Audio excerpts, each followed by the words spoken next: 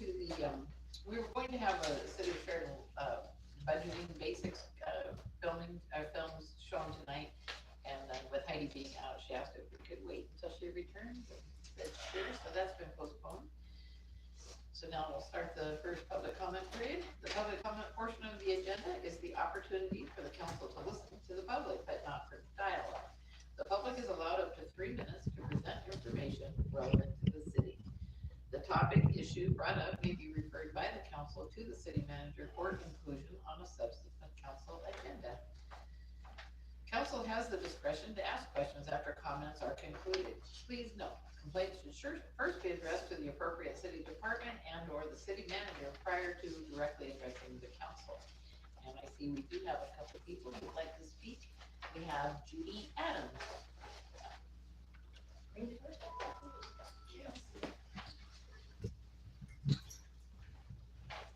evening, everyone. Before you start, could you put the button, push the button? I want to wait for Dale. That's right. Can I say good afternoon? He's thinking Yeah. Say whatever you want. Anyway, wrong chair, but I don't think it matters. I just want to talk about the task force a little bit. I guess it's quite tough. I have volunteered the food bank for this. One thing I forgot to do is ask the board. So I'm gonna send out an email to them tomorrow. It just dawned on me after I read the minutes from our board meeting. I'm sure they'll go for it. On the understanding that we're gonna do this for 6 months or so and see how it goes, because the food bank is growing so fast. But we gotta see where we can do and what we can't do. On those days, Wednesday, Thursday, and Friday, we should be fine. Okay. Right now, I'm at that food bank every day, including Saturday and Sunday. We're changing so much, so fast, that I think it'll be fine. I think your resource center is gonna take a while to take hold. I think it's something I've always wanted to have at the food bank, but my food bank's never been big enough to actually do what I want to do. To me, a resource center is where you have several different offices so that people from different committees, different, I don't know, my brain's nonprofits come in, and county is what I'm really after. I'm not so much after nonprofits. We can work this out with nonprofits, but I want county offices out there That is the plan, Judy. that can help with SNAP, with housing, with medical, help them know where to go for medical. These are the kind of things I'm hoping and praying for. But my building right now, I'm planning on loading that thing up with that grant money, and that building is gonna have a lot of food in it very soon.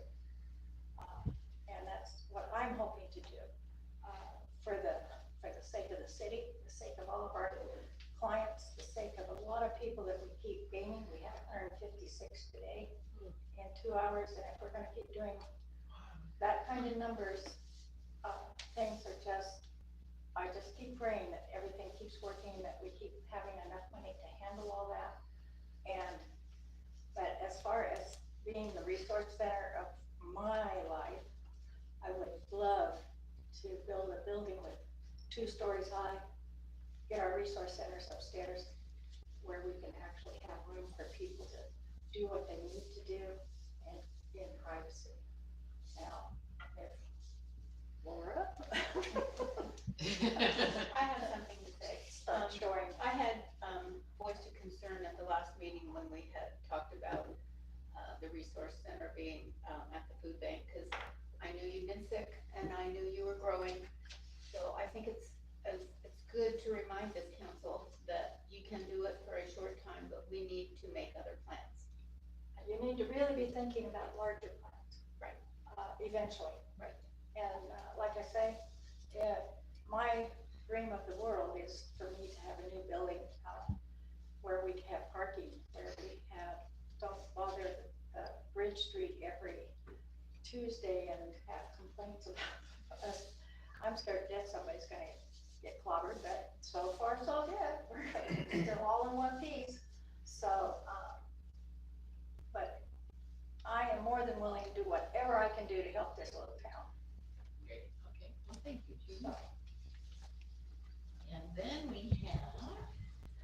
Neely.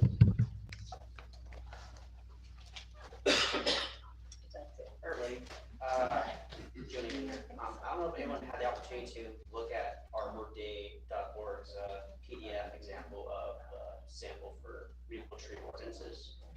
I don't know if anyone has besides maybe Liz. So I got some printouts here if anyone would like to look at it. So if this goes through, it's not just going to be, public, it's also be a huge commitment for private ownership. A lot of these samples, they want us to look at them if they want to. It shows that there's responsibilities for private owners to make sure that their tree isn't diseased or deemed a nuisance by cities and things like that. And because the person who represented on the call mentioned that in order for Sheridan to be a part of Tree City USA, that there has to be some things to be aligned with them. So this might be an idea of a sample of what to expect. So I just want the people sure to understand that that if this goes through, that there has to be commitment on everybody's side, not just the public. And they got to make sure the trees are well trimmed and make sure they're not diseased. And it does say that in here that cities have the authority to go into someone's property to remove a tree that is deemed a nuisance. So just to keep an eye on that. But the rest is right there in that. Right there. That's all I can say on that one. Thank you. Yeah, sure. Yeah. So Tree City USA, would that be to everyone's basically trees, or is this just publicly owned trees? It's not just publicly owned, it's also privately owned too.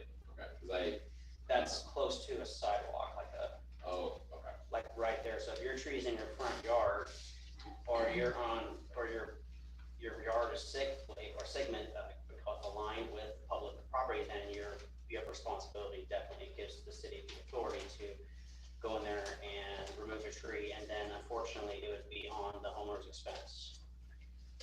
If a tree is too low, if a branch is too low, or in front of a stop sign, or blocking the visibility of the stop sign, that the owner is responsible for that, and they have to pay out of pocket for that.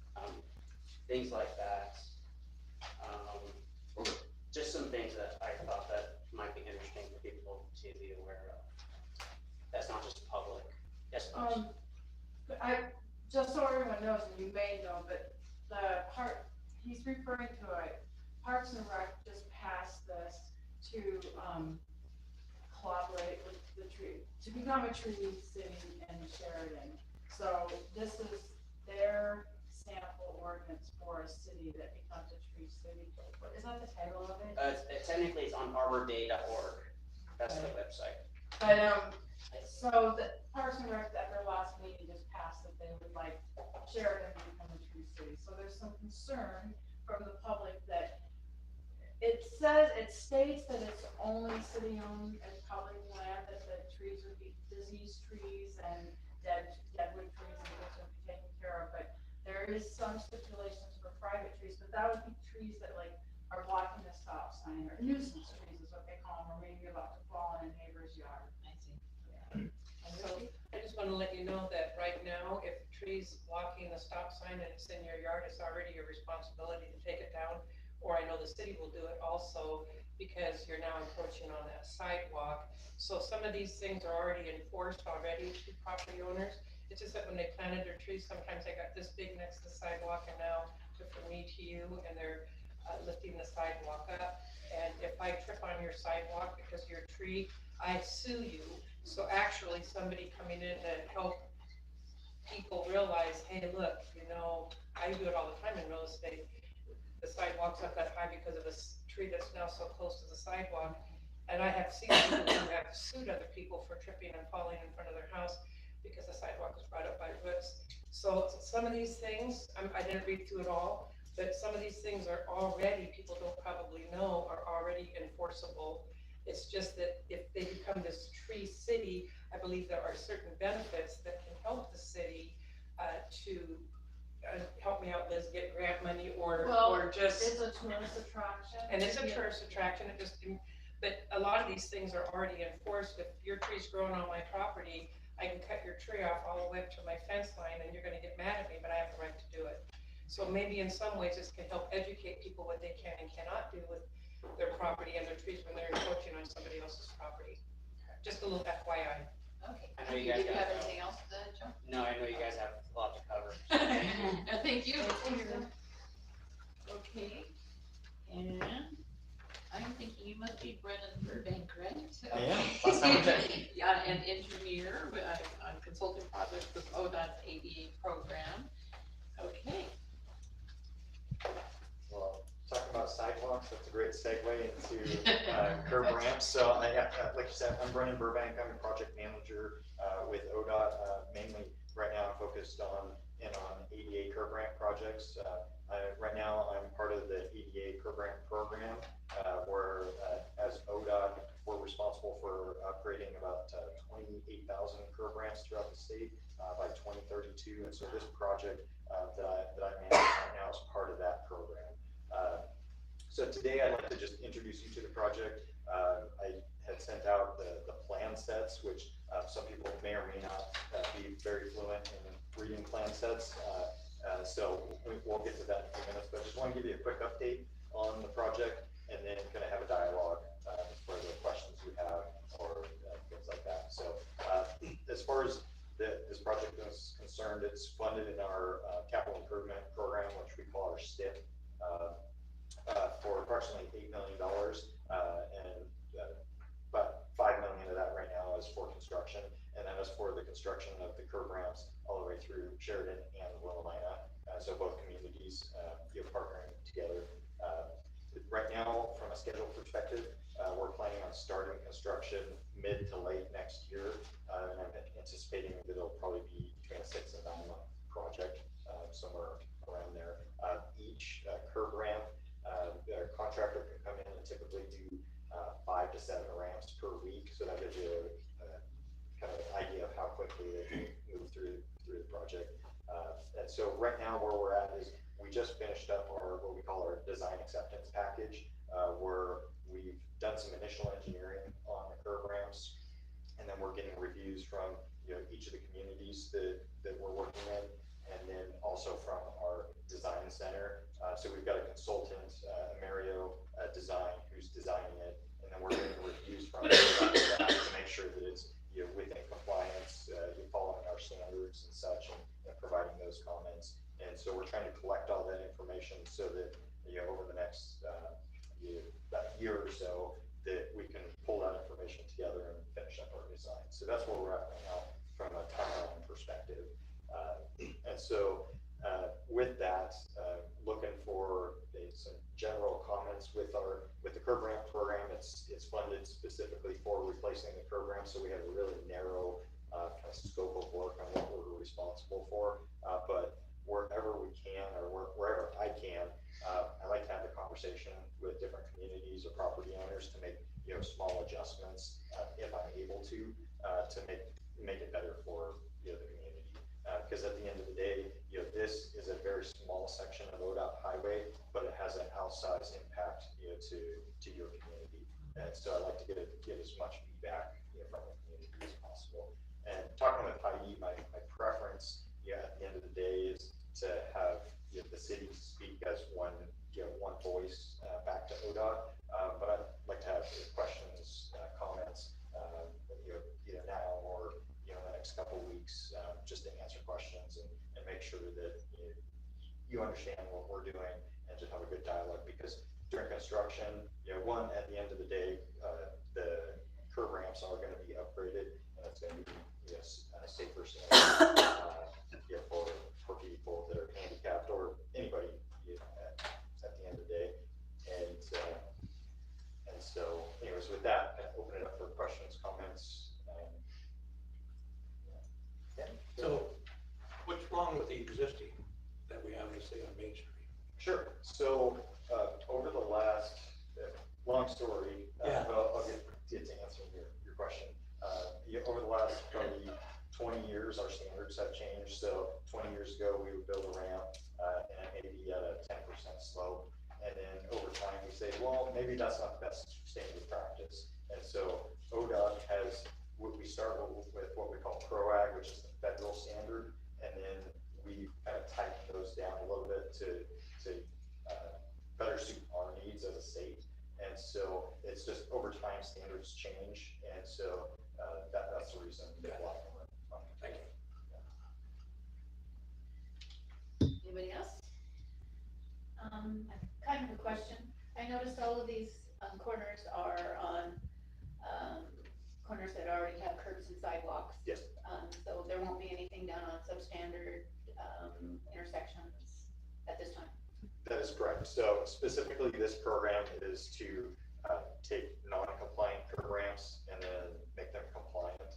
And so that's not, the program's not designed to add additional facilities or additional curb ramps. I live on one stop. Oh, okay.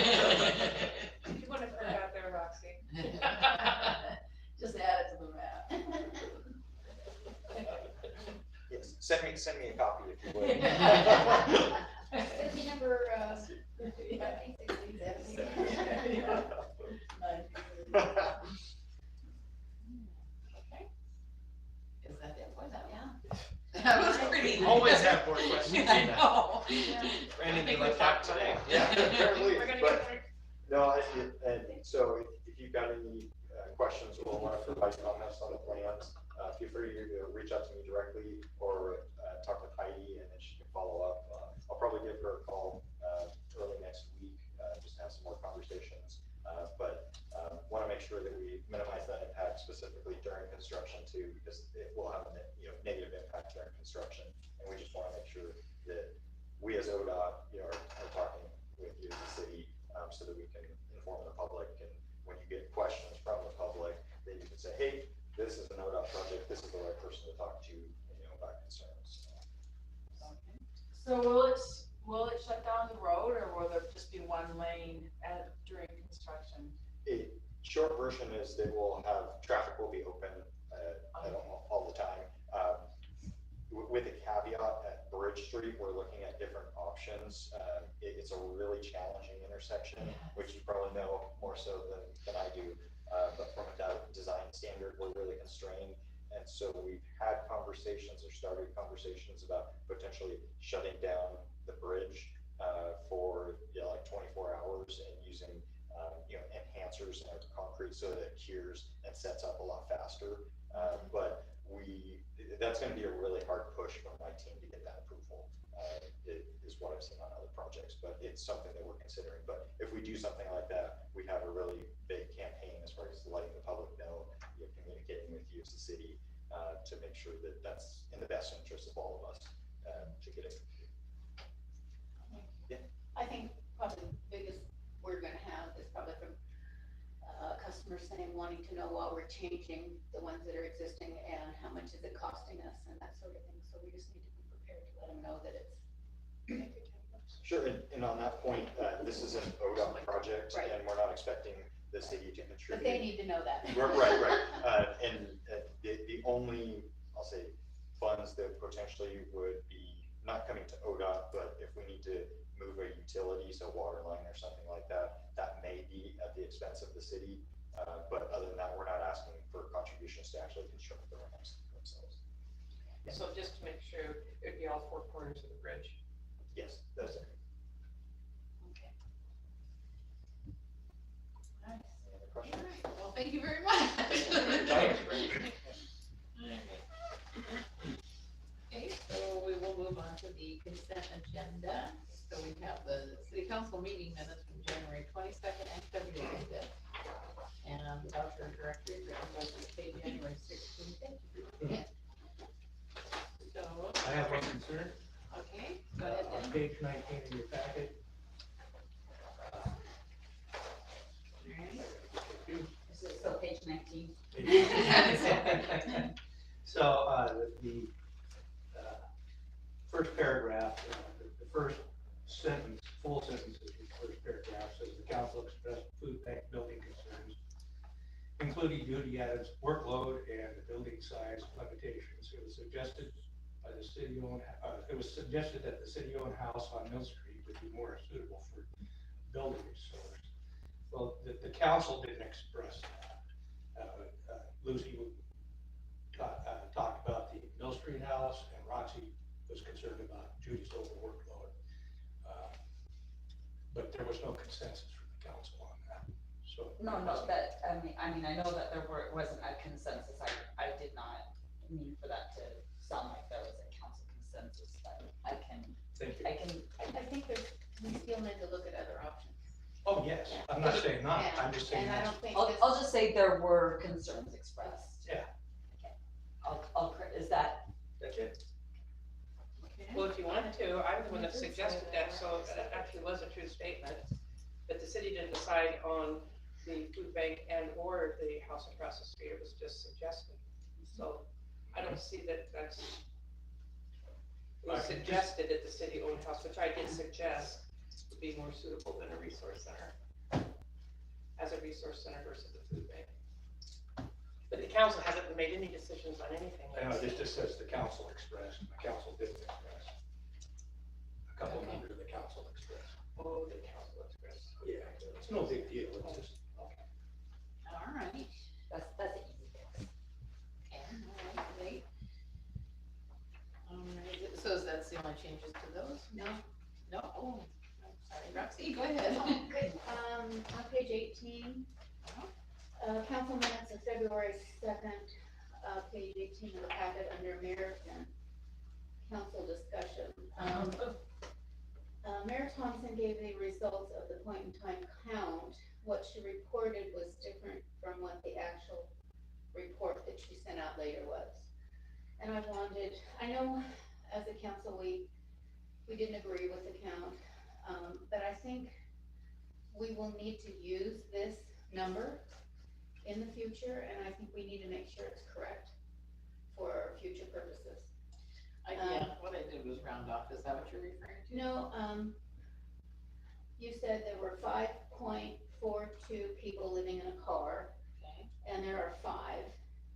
At the 42% of the total were living in a car, not 5.42.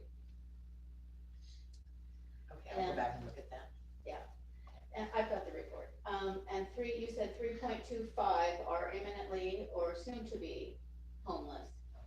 There's only 3, but that is 25% of the Okay, total. it looks like I just completely read it wrong. Right. And, you left out 1 living in a place not meant for habitation. So So that, we need to get, you don't have 5.42 people, you have 5 people.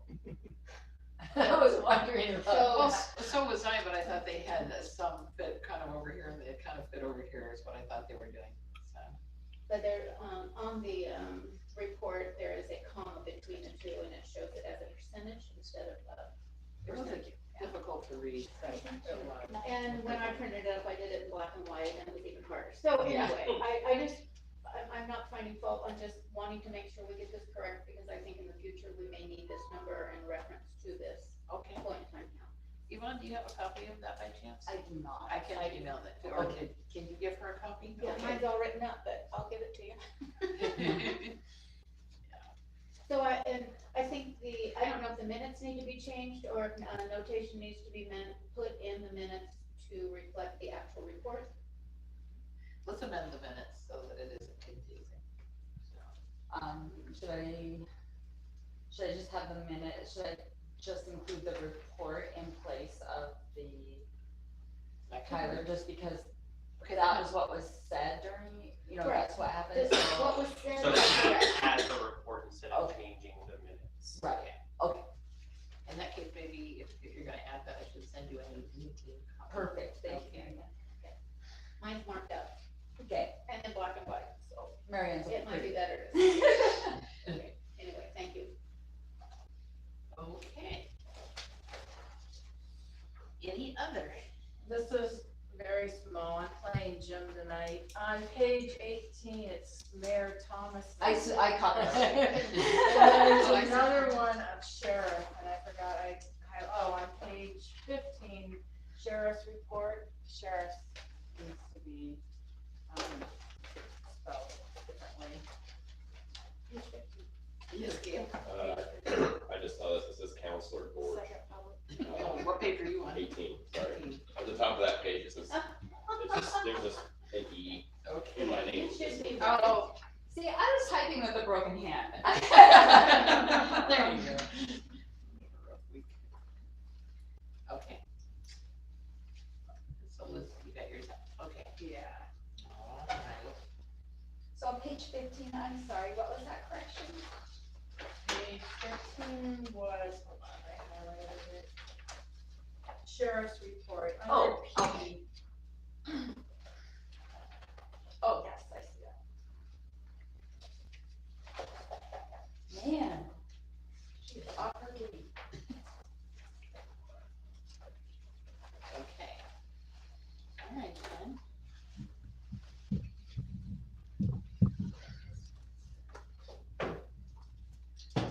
Okay, so that doesn't fit that, we'll move on to, Need a motion to approve. I make a motion to approve the consent agenda be approved with the changes noted. thank you. We have a second, I second it. thank you. All in favor? Unanimous?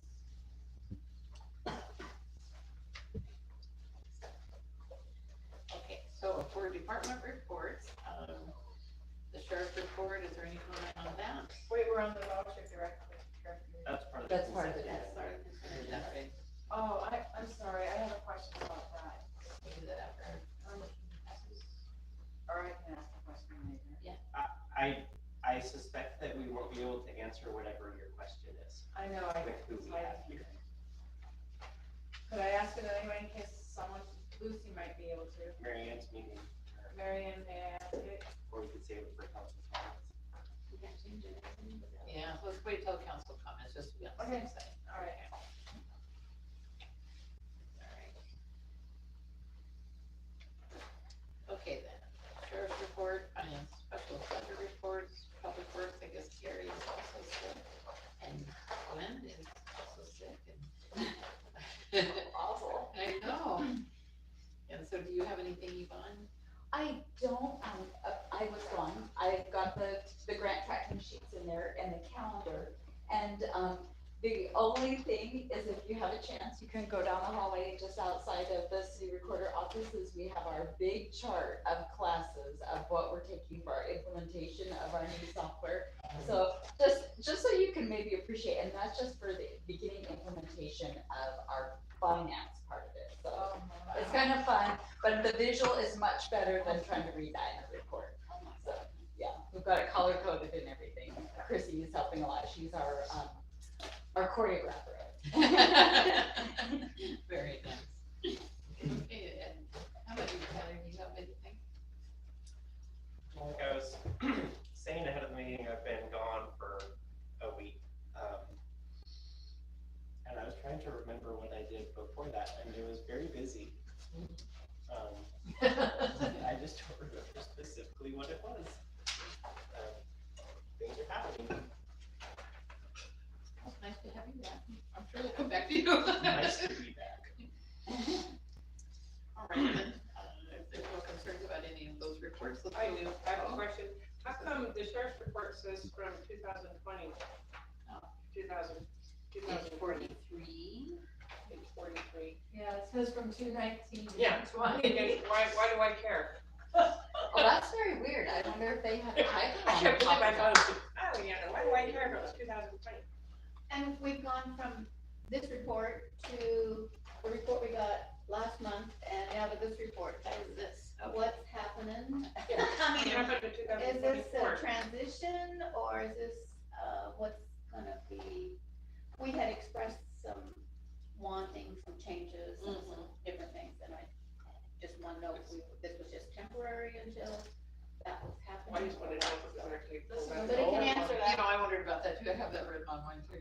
Yes, Dan? So I think they were so shorthanded here that I think that probably got overlooked. Yvonne wasn't here. And I understand. So I got a feeling it was just, people were sick.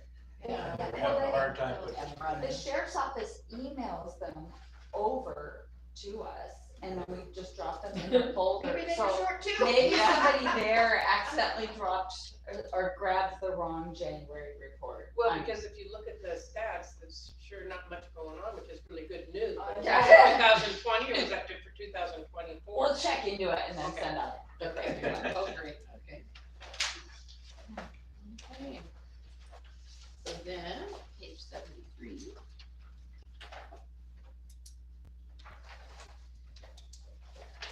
So, this is the third and final reading, isn't it, for, ordinance 2024-01, an ordinance amending chapter 1040 of the Sheridan Municipal Code relating to parking regulations. I make a motion that we read ordinance 2024-01, an ordinance amending chapter 10.40 of the Sheridan Municipal Code relating to parking regulations, to be read by title, third and final reading by title only. Second. Discussion? All in favor? Lucy? You're not in Does favor? that mean you don't get to read it, or Yeah. does that mean I All that spare you from all that reading we're it? voting on right now is that I get to read it by title only. Oh, you can read it. Okay. Read it, baby. Unanimous. Ordinance 2024-01, an ordinance amending chapter 10.40 of the Sheridan Municipal Code relating to parking regulations. Make a motion, we accept the reading. Second. Discussion?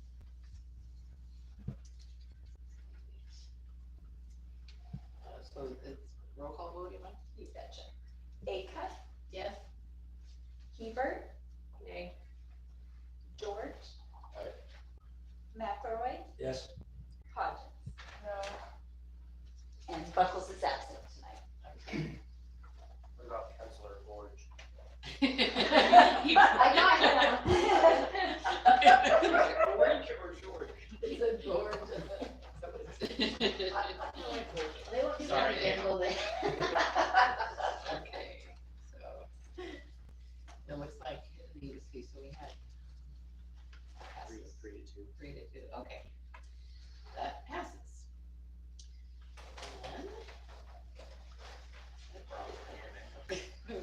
on to, ordinance 2024-02, an ordinance amending chapter 2.20 of the Sheridan Municipal Code relating to the planning commission. And let's see what's back there for that.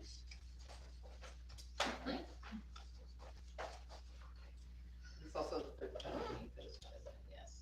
I move to ordinance 2024-02, an ordinance amending chapter 2.0 of the Sheridan Municipal Code relating to planning commission to be read third and final time by title only. Second. Discussion? All in favor? Unanimous? Ordinance 2024-02, an ordinance amending chapter 2.20 of the Sheridan Municipal Code relating to the planning commission. Make a motion, we accept the reading. Second. Roll call vote, please. Excuse me, Acuff, Yes. Hebert, Yes. George. Aye. McElroy, Yes. Hodges, Yes. and Buckles is absent. Thank you, that passes.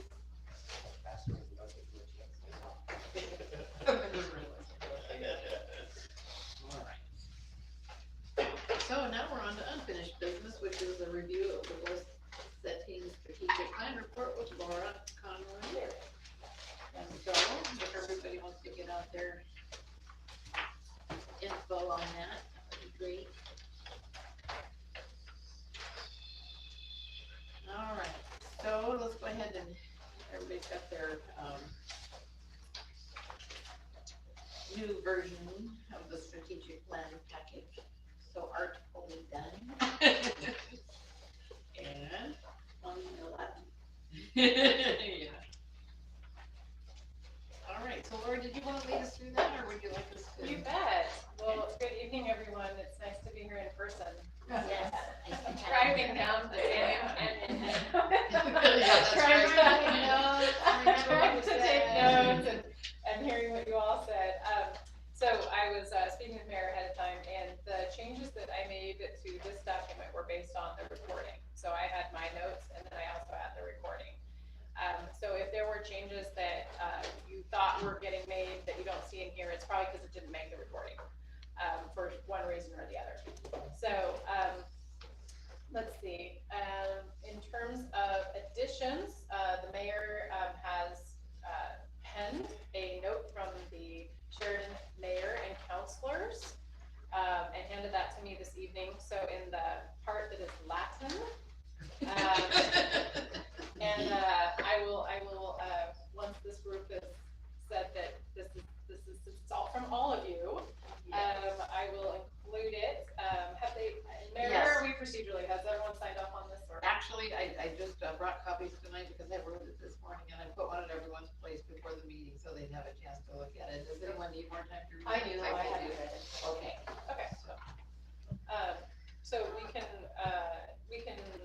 have a process where we sign off on that at some point. Okay. What would you like to do, Mayor? Would you like to get that added in tonight or have me? Yeah, if, unless we have major, Okay. changes for it. All right, you can take a minute.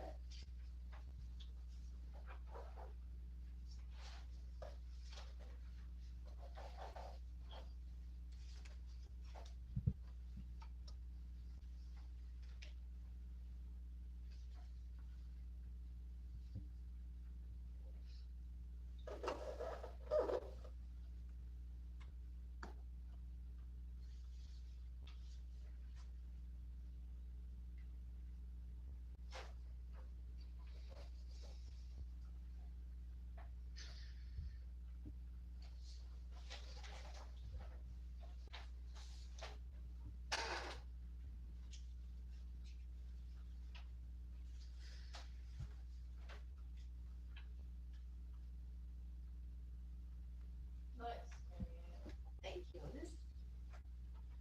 I like the including paragraph.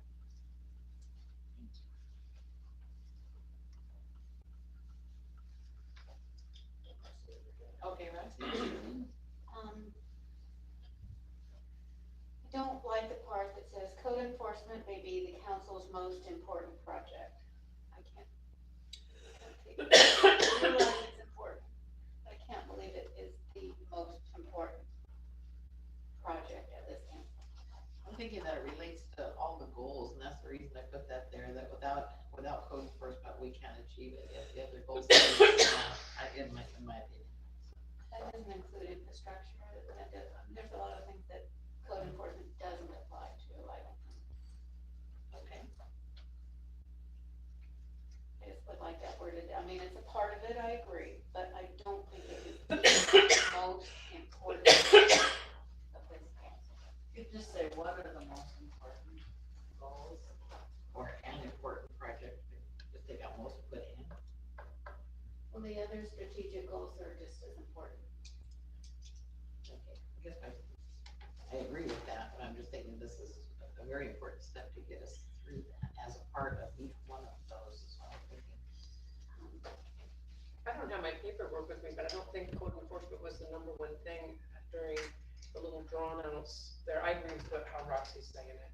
If somebody were to come up to me, I'd say, well, it's not really the most important thing. I mean, getting our water and getting the infrastructure, but it is a side note of importance of visual. Of course. For people's visual of Sheridan, because, you know, there's all that, it's like the foundation of a house, you know, we're not ready to put the.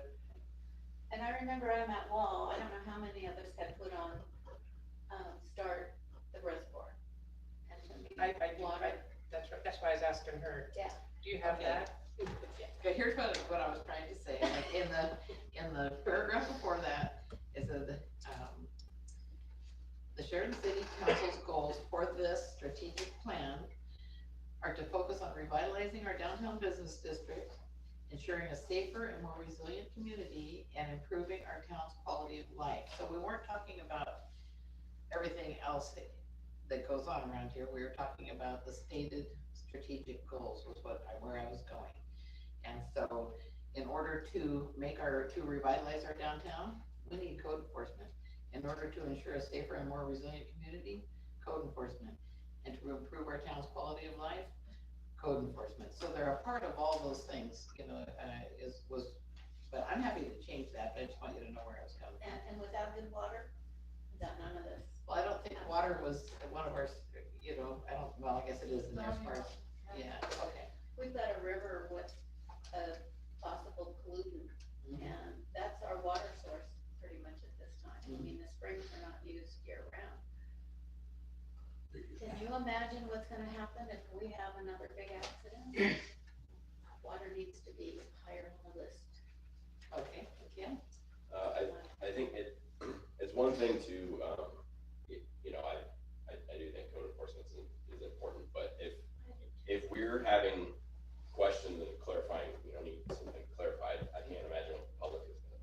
Okay. They're gonna read this and, you know, we're involved in the council, we kind of know what our goal setting was about, but if the public reads that, they may not take that the way we're meaning it Okay.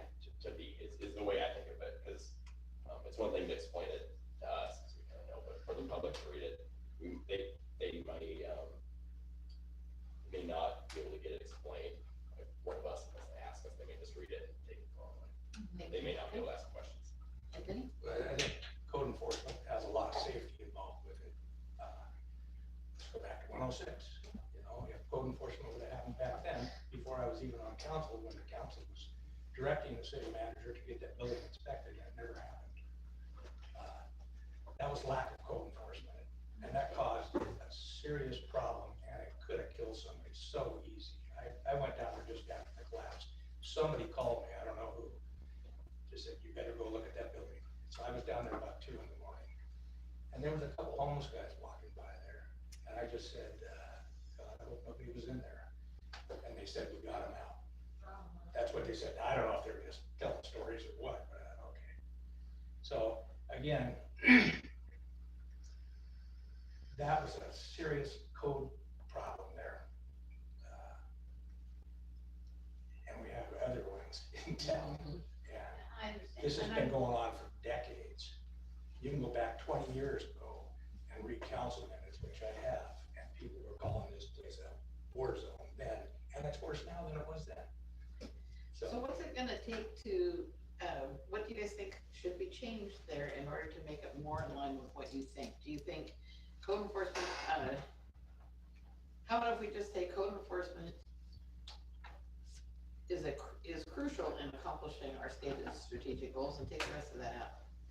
I just don't want code enforcement to be the council's most important project. Okay, so I'm I gonna can't take that. Okay, so code enforcement, okay, is crucial to accomplishing all other strategic goals. Does that work for you guys? Maybe, wait a second, if that's okay, I was gonna make a couple edits and read it, is that fine? Because I have an idea that I think will work. Okay. Any other comments on this? I had an idea as you were talking, we could say that, code enforcement was crucial to our infrastructure and, what were some of and water, or, you know, water goals, I don't like to say water and that, but, you know, starting mountain reservoir goals.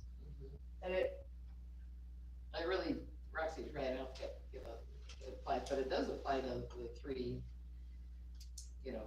oh, I understand, it Yeah. does, I mean, and it applies in terms of bringing people in and housing and the whole thing, but I think if I agree with Cal, if citizens read this, code enforcement to them is punitive, so they're not gonna react well to it.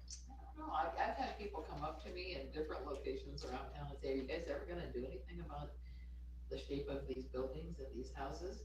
I say, you know what, we've been discussing this thing for years in the council before me, and this has been, you know, when I would go back and do research in the archives, you see this routine, this circle that would go around with the, you know, and it always, and code enforcement was it was serious, and then pretty soon it would taper off, and people would quit talking about it, and then it would come up again, yet not a lot was being done about it, so.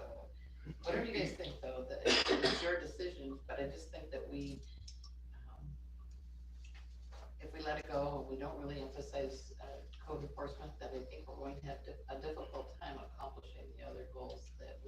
are telling Heidi that we'd like her to follow up on, so. Why don't you add, prior to saying that paragraph, why don't you add a paragraph that talks about infrastructure and water? Because those are really important too, as Roxy was saying, I mean, if we don't have water, we don't have a town. That, you know, drinkable water. Okay, and liquid Stella Jones into our septic system. Okay, how about this then, to accomplishing stated strategic goals related to, Laura, do you have anything to say at this point? Well, I think, first of all, I think you're doing an incredible job of group drafting. And I just want to thank the mayor for taking the first crack at it. It is very, very hard to be the first person to draft and then to take the edits. And I just compliment you. You're taking these edits very well. Thank you. And I want to compliment the rest of you because you're not just, you know, saying yes, right? Because this is your document as a group, and you need to make sure that it speaks for all of you. And so I think you're doing a wonderful job of raising your concerns and the reasons behind it. So I'm really appreciating the process right now.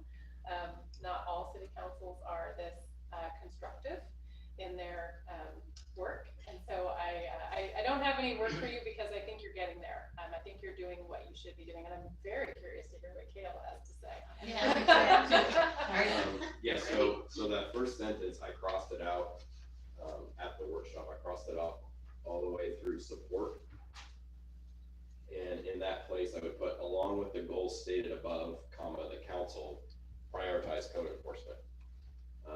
And then I would keep all that until the sentence that says code enforcement may be the council's most important. That sentence. So what I would keep is code enforcement, and then cross out maybe the council's most important. So, and then add is a very important, and then just continue on to say project because it is crucial to accomplishing all other stated strategic goals. And then leave the rest the same. I like that. Okay, read it Sorry. the way, Yeah, the way you that's have. what I'm confused. Okay. Along with the goals stated above, the council prioritized code enforcement. The lack of adequate code enforcement has been a decades-long problem for Sheridan, not wanting to be found guilty of doing the same thing and expecting a different result. Council must reform Sheridan's code enforcement process. Code enforcement is a very important project because it is crucial to accomplishing all other stated strategic goals. And then the rest, I didn't make any other edits. I like that a lot. May I have a copy of Yeah, that? I can try and clean it up. But yeah. Okay, I really appreciate that, and I like it too. So, That is much closer to what I think we are looking for instead does of, everybody like that? instead of focusing only on Okay. being the most important. Well, do you want to state in there then about the, and I just cheated and looked at what she did. That's not very helpful. That's That's not easy. even in English. Developing Stony Mountain Reservoir drinking water access and hydroelectric opportunity. I mean, that just kind of says that we're very interested in the water because we need to start educating our public about Stony Mountain anyway, because that's a big dollar expense and we may not get grants for all of it, if you know what I mean. And that means it can come to the people of Sheridan, and you might as well start educating now. As somebody I think mentioned that before, so that they have plenty of time to prepare for that day. Okay, you can. I think that would be a good idea to like include in The like, paragraph before.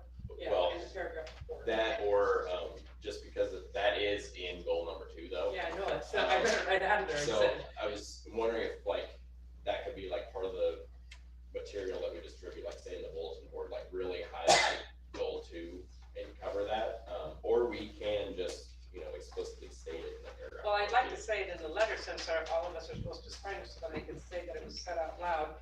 And when they come, if somebody were to say anything to me, I'd say, read the letter. The water is a very important subject matter, and then you can get into the code enforcement and buildings. A lot of people think code enforcement's cut your grass. You know, Okay, so and Lucy- it's much deeper than that. So Lucy, what you want me to do is in the 3rd paragraph, add Stony Mountain to the, Stony Mountain and infrastructure, and roads, people are always wondering why we don't take care of the roads. Okay, is that in And the? parks. Okay. And dog I parks. can't do rock. Oh, okay. Do we have roads in our strategic Yeah, plan? it's actually number 2. In number 2? And number 2 Yeah. says a safe and resilient is transportation. I believe it states Sheridan Road. Go to. Laura, how long is this letter normally? Because I don't want us to state everything. You know, that's I know what we- I know I'm we trying to get could, room but- to sign your name and not get too, you know. But I understand the edits here, I do that, and I'm happy to do that. But as far as, and I'm happy with you to add Stony Mountain Reservoir as one of our main goals, if you'd like. Yes. And then Ken, okay, It But doesn't then- have to be a long drawn out, but as much as we've already talked about, code enforcement, I mean, I Really would like to put in. it's a short little statement right there. Mine's only 2 I think it would be important to add the reservoir and infrastructure. People need to know that that's a big part of what we do, Okay, and they don't understand it. This might help, okay, which is to back up and say, why is this here? Because you have done all of this incredible work, goals 1, 2, 3, and your strategies. And so, what is this piece here? Because what's it for? Are we reiterating everything that's in the plan already, whatnot? So let's back up, because I didn't give Mayor any guidance on that whatsoever. So, this document is, first of all, a greeting to the community. Hello on behalf of your city council. We're here to serve you. It is often an overview of the process that you use to engage your community in creating the plan, which you've done. So I'm kind of smiled when I saw this. I was like, well, Mayor got it pretty good. And then a promise to your community about what they can expect from you next. And so it is unusual that there is that 4th paragraph where one strategy out of goal 2 is being elevated. It's not wrong, it's just unusual. And I sense that there are strong feelings about that, which is why I'm not discouraging you from keeping it. But I will bring you back to what is this for as you're kind of starting to create your list, if you will, your dog parks, your Stony Mountain Reservoir, your water security. You're starting to summarize your entire plan, and that is not the purpose of this document. This document is again, as I say, is a greeting to your community, an explanation of how you got here, and a promise to them of what you're going to do next. Okay. So with that in mind, excuse me, go Kelly. What we could do then, so that 3rd paragraph, and maybe Lucy, we already said this, but just adding on after and improving our town's quality of life, developing Stony Mountain Reservoir. And moving forward with the development of. Yeah, just add it right there and then be done. And mention the infrastructure, roads is a big Well, thing. like she put here, it's a very quick one-liner on this other page here. That Laura must have done this, right? You did this. These are your words. Okay, well, you typed it up. I typed it up. I didn't type it up. I typed it It up. says updating the transportation plan and invested improvements. And then underneath that, it talks about Sheridan Road, but at least if we say updating the transportation, that's another way of saying streets and correcting that infrastructure. A lot of people don't understand infrastructure, but they do understand streets and improvements. But it's, here it just says it very simply on our little pamphlet here, updating the transportation plan and invest in improvements. And then when they come to us, which they will, we can elaborate on that.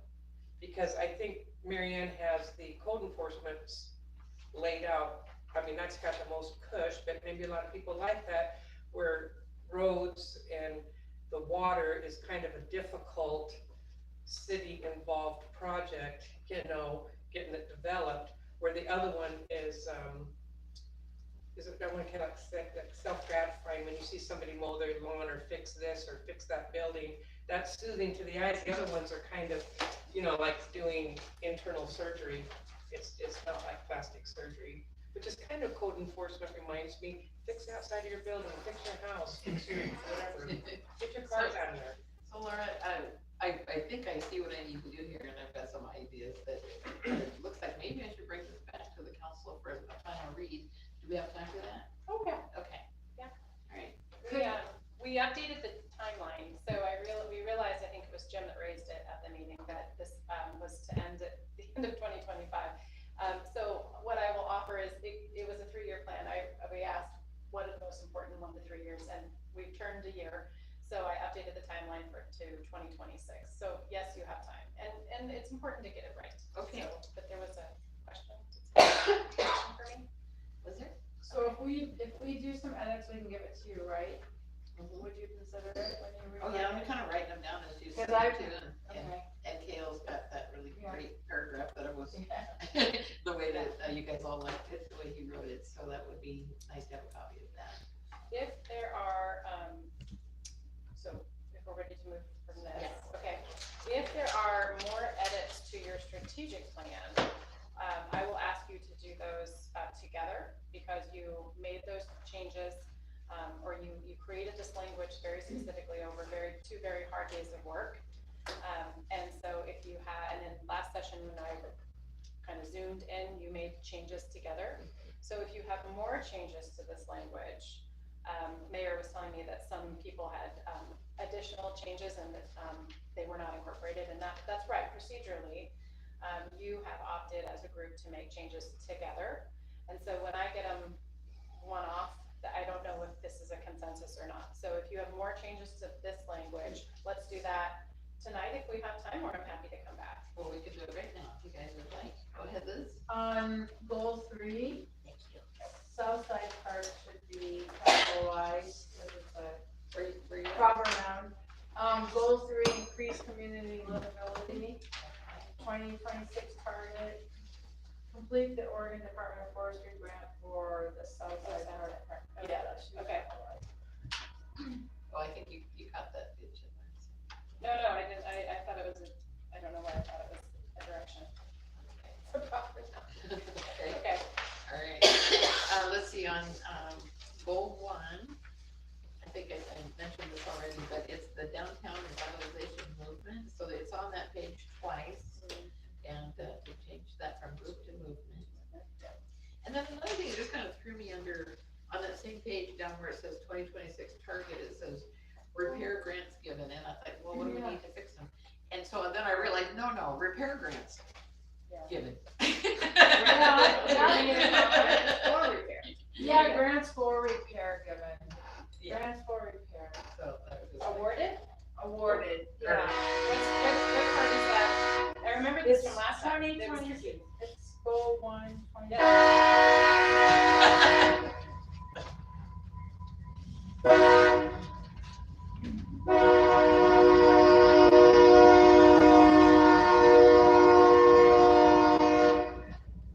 So what if I reorder it, and instead of repair grants given, it's grants for repairs given? I would really like that. Okay, yeah. Given or awarded? Awarded grants for repairs awarded. Got it, yeah. And then I have, on the next page, So that it maintains the tense through the whole list, it should say award Oh, repair yes. grants. Yeah, award grants for repairs. Or award grants for. Does that work? okay, Okay. on the next page, we're at goal 2, ensure a safe and resilient community. I'm troubled finding partnering with other agencies to assist community members experiencing homelessness. So I think that stated that way causes an awful lot of trouble in the when we, people are still thinking that we're sneaking around to build shelters and whatnot. And that's troubling, when that's not right. So we are listening to the community, we are not building shelters. So what if we said partnering with other agencies to assist community members, more like in need of resources, or that's not even good. Go ahead, Kim. What we just cut experiencing homelessness, so just as partnering with agencies to assist community members. There you go. That's what, I didn't cross that out on mine too. Okay. And then I got a little bit confused because underneath that it says identify agencies for partnership and begin draft plan for social services. And So we do have this task force that's been meeting, and that's exactly what's happening. So the goal right now is the resource center, and I realize there's gonna be more discussion about that. In fact, meetings tomorrow, here at 4 o'clock. And I completely did take what Roxy said to heart about Judy, and in no way does this task force intend to make any more work for her or to interrupt her operation in any way. But anyway, that is what they're doing. And I kind of gave an update at the last council meeting, but we are not even to a point where the task force wants to come and do a presentation until we get a few more things buttoned down. There's too many things that haven't been decided. I think we're making pretty good progress, but so that's kind of the situation there. So should that stay in here, Laura, when that's where we're at with that? So it's your plan. So, Would it normally, if it's already in the works? so let me, Mayor, I'm not quite sure where, let's put a pin in that one. Okay. Go back up to partnering with other agencies to assist community members. I heard your, Just Just take go, well, but I didn't see, there wasn't a call for a consensus. So I heard from 3 people, but I didn't hear from the other 3. So I don't know where we are with that. I'm on board. It's in favor of taking out experiencing homelessness. Just give me a thumbs up or, okay, Okay. so it, Okay. wait, okay. It's your meeting, Mayor, so this is a little, I appreciate you working with me. I'm gonna, I was your facilitator, as your facilitator, if I haven't heard from one person, I would say, let's hear from them, but it's your meeting, Mayor, so you tell me how you wanna proceed with Okay, this. so everyone was in favor, and I think maybe Roxy, did you wanna say something? Read that line again, how you wanna change it? Just Which taking out line? the last 2 words on, And paint the partnering with other. Where I go to. Yeah. Under, Partnering with the middle. This one. They don't wanna mention the word homelessness. Yeah, so it would just say partnering with other agencies to assist community members. So it'd be, the way I look at it, everybody, not just people experiencing homelessness. so are we not addressing homelessness at all in our goals? They just don't wanna say it out loud. I I feel, that's how I feel, because to me, you are gonna help the homeless, you're gonna help anybody, community like it. I almost called you Gail. Gail, It's gorgeous. I'm sorry. Or gorge. If you Yeah. have a broken hand. that is the thing, is that The community members does include the homeless. it Right. does, anybody who needs So- service would be eligible to have those services that are provided. Yes, Roxy? Are we afraid to let our customers, our citizens think that we're not considering homelessness because we don't say it? I don't have a problem saying it, but yes, I think that's what's Okay. going on. I think that our, So we're cowering to those people. Oh, no, then No, I'd leave it in there. Yeah, we are, because I- we're not saying the words that they don't wanna hear. Well, I don't have a problem okay, saying just a it. second, we're having a free-for-all here. Okay, so are you finished with that? I Okay, think then, I'm getting my point across that No, I got it. these are our goals, that our goals are for our citizens, and some of our citizens are homeless. okay, and Denny? And I think what we should say then is include all our people, All residents. all residents that need help, assistance, whatever that assistance may be. I think we really need to shy away from, because there's already talk of a homeless camp going behind Marathon Gas. I know, That's the I latest one. read that. So the more we bring this, and I say include all members of the community, but if you can keep the homeless word out of there, that does include homeless. It includes probably anybody in the county that wants to come here and go through our resource center. But, no, Okay, and Lizzie? So I don't have a problem saying homeless, but I think actually we should educate people to know that all community members include the homeless. So I don't have a problem with that. My hand was kind of weenie when I did that, limpy. And, but I would go back to the word homeless, and I don't have a problem with that, not one bit. Okay, and Liz? Why couldn't we say partnering with other agencies to assist community members in need? Because if it's a center, a resource center, it could be anybody. Someone could have a hardship for a couple months, Right, but and not being homeless. So maybe community members in need. Or just the way that, just take those last two words out and you say partnering with other agencies to assist community members. So, and it's gonna, the idea of the resource centers would cover a wide range from helping fill out a job application to help them with rent and utilities and things like that. Cam?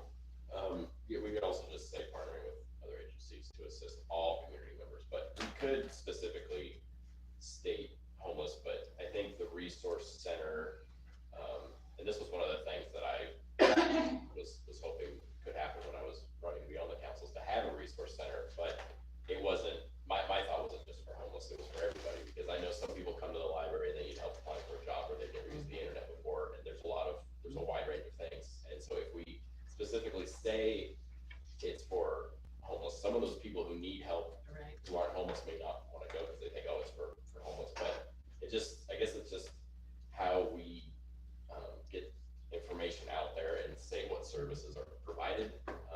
But if we just say all community members, then maybe it would be more like it's for everybody. But the other thing with homeless is they may not be here, they may only be here a month or two, and then they may go to another community, or maybe the services that we give them, they're no longer homeless, which would be, a goal. But if we do wanna specifically, state homeless, I wouldn't have a problem with it, but I think, we might wanna be more broad as to what the More resource center. accepting of people who need help. We'll just state it in a way that it captures more than just, homeless, because you may read that and just say, oh, that's only for homeless people, and it's for all community members, not just a specific segment of the population. I have to say that's kind of what I read. I've got an idea. Okay, what do you got? How about to assist community members with needed services? Or with services, you can take needed out, with services. But I think with needed services kind of implies that you're in need of something and you're having a hard time, and it means everybody though, because we all have been there at one time or another. Okay, anybody else want to, Roxy? I think we're skirting the issue, and we're afraid to use the word. I'm sorry. Okay. I think we should include, add on to the end, including homelessness. So like, it would say like partnering with other agencies to assist community members, including All Including community homeless. members. sorry, I forgot Yeah. my own, all community members, including homeless individuals. Yes. Individuals experiencing homelessness. Okay. That's how it is. Because a lot of homeless people do not think they're community members. That too. So, if you turn that, you're turning it and you're being Specific. opposite, yes, in the opposite direction. And you gotta think of them, because they need help more than the people who have a place to sleep at night. Get over it, but the people who don't have a place to sleep are the ones that need it. They need us to stick up for them.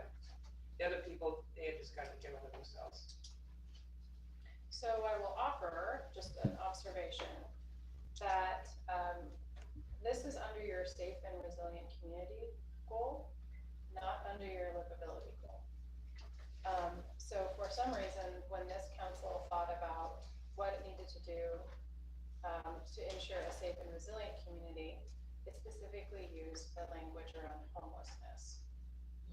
And so, because if you wanted to partner with other agencies to assist community members, frankly, I would have expected you to raise that under community livability, and you didn't. So,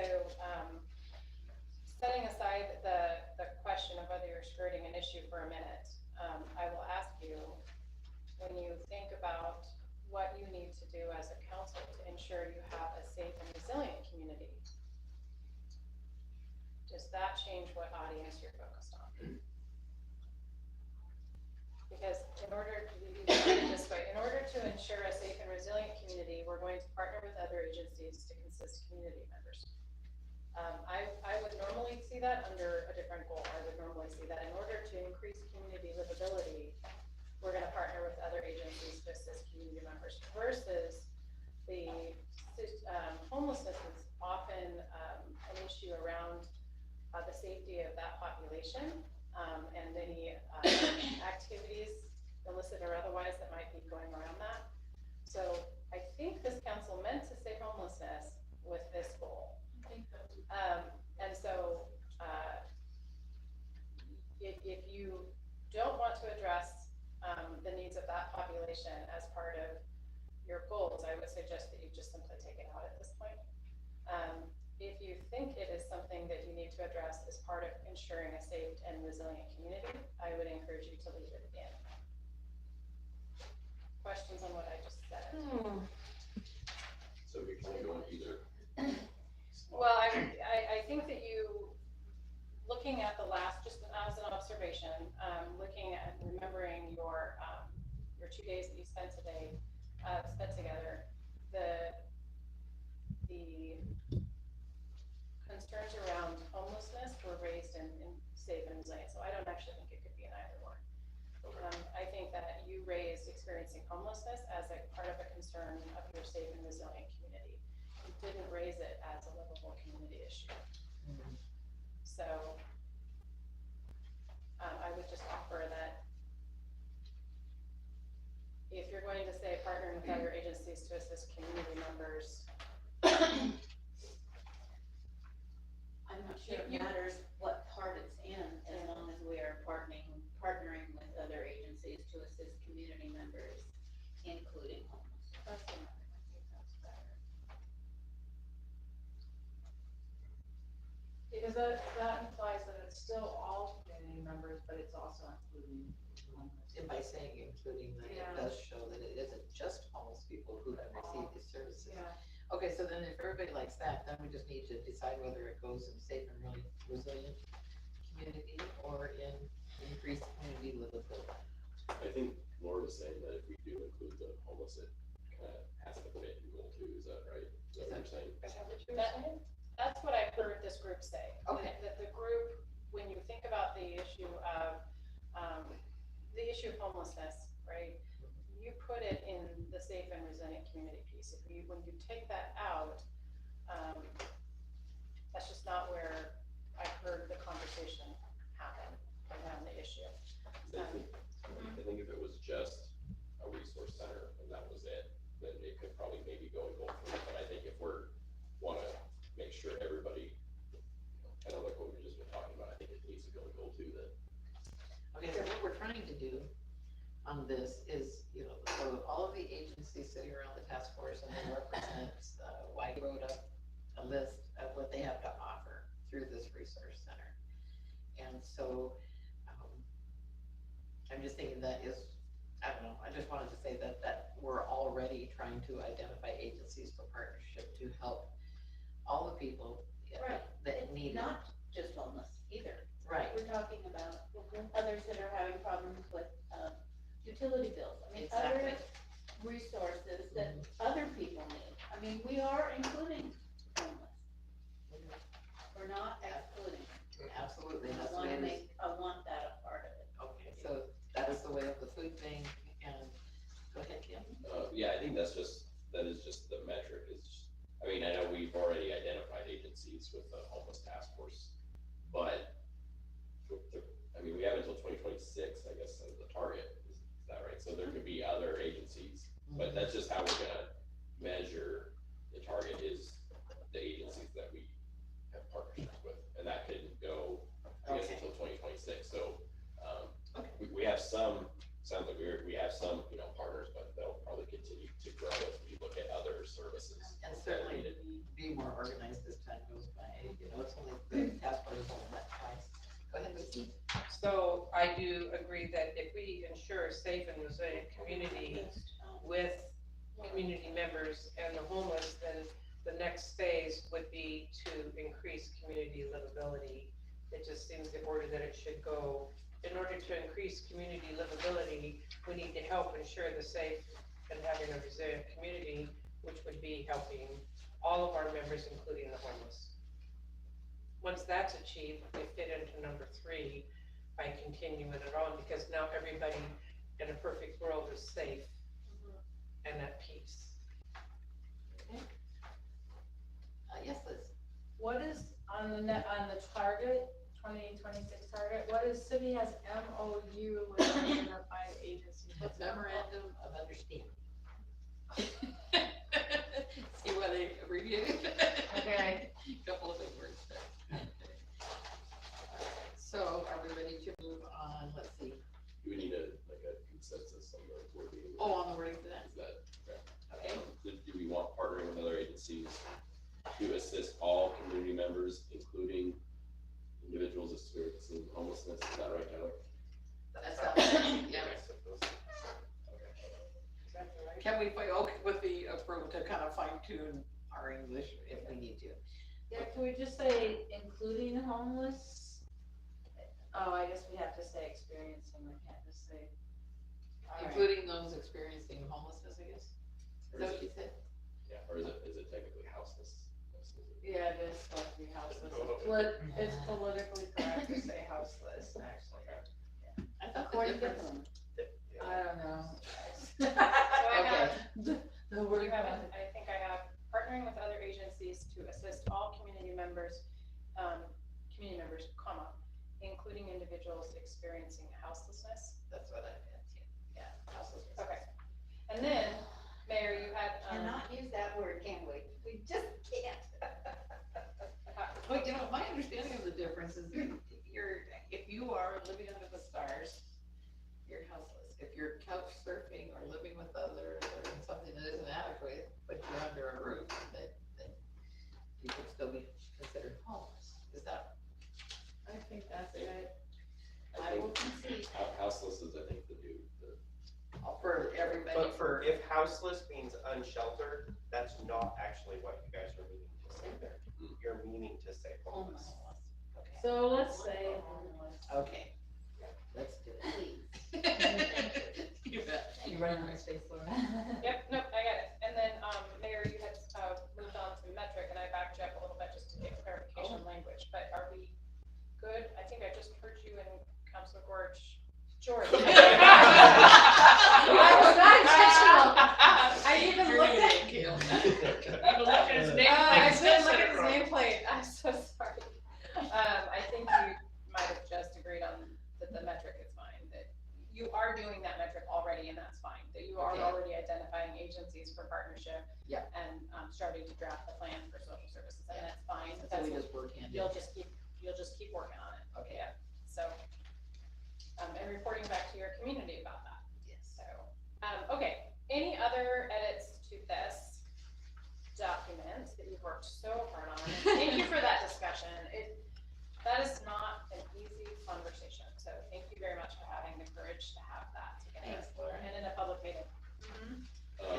goal to the metric, with, CC, is that city council Yes, meeting? yeah. Do we wanna say city Yep. council? We'll go with that. Council meetings. Yeah, these abbreviations are public won't understand either. Okay, I It's will. actually not an abbreviation, Roxy, Acronym. Random, and actually it's an initial as we pronounce it. so I will change MOU to memorandum of understanding as well. You could change that with, city has collaborated with identified, collaborated with identified agencies instead of MOU. Sure. Because that's, Some people might not know. yeah, what that no, means. I didn't know what it was. I still don't understand. Or memorandum of understanding that doesn't quite lay out, but What's a kindergarten version for that, Cal? I think, Promise. well, I mean, Pinky promise. Okay. To do some things. There we go. Okay. Why don't we just put that in there? I like collaborated. Is everyone good with collaborated? Yeah. Okay, MOU is kind of a legalese. So, Yeah. all right. Okay, then on goal 3, increase community livability, and under that it says enhancing communication with community members. I was seeing how this is just telling us how we're going to reach out and work with, how we're gonna communicate with the public, like through websites and the paper and whatever else we have at hand. And then underneath it says published zoning mountain history and progress. So I was just thinking that we should remove that from this place, because I think one, we have it in another location, and I didn't think it went with these. What do you guys think? What do you think? Delete which one now? Published zoning mountain history and progress, it's in there with, talking about information information, to the public and direct community members for tools, use media and direct mail, and then it says publish Stony Mountain, it's in there. So I was just saying we should just simply take that one out because we have it in another location. In our goals, goal 2, under developing Stony Mountain Reservoir drinking water access and hydroelectric opportunity, it's under the 2026 target, which is published next year. And continue to actually, it's in 3 places, Mayor. Okay. Continue to publish information about Stony Mountain and progress on that. You really wanted to communicate about Yeah, this. right. You put it in 3 places. A lot of people don't know anything about it. You know, and it's really important, it's gonna be really, really expensive, and the people are probably gonna have to chip in, so, yeah. Okay, also on that page, a little further down, where, metric, last line, just need an S on public works, I think. RFP, Hang on. Under metric, so under creating a plan for community building, public, Yeah, that last one that says create RFP with cost to construct public works. public works facilities. Yeah, Got it. And sorry. create RFP, Tiny. request for proposals, and I will spell that out, yes. And Lucy. I think we shouldn't use acronyms when we're talking to the public. Yeah. I don't even get it half of the time, and I don't have a little list next to me, sorry, Roxanne. But the public's really not gonna get it, because even if they were to ask me on a spur of the moment, I would be able to answer those questions. Just say LOL. Yeah, I'm working on LOL. So, Okay, create so, proposal, or I'll just spell it out. Okay. Anything else?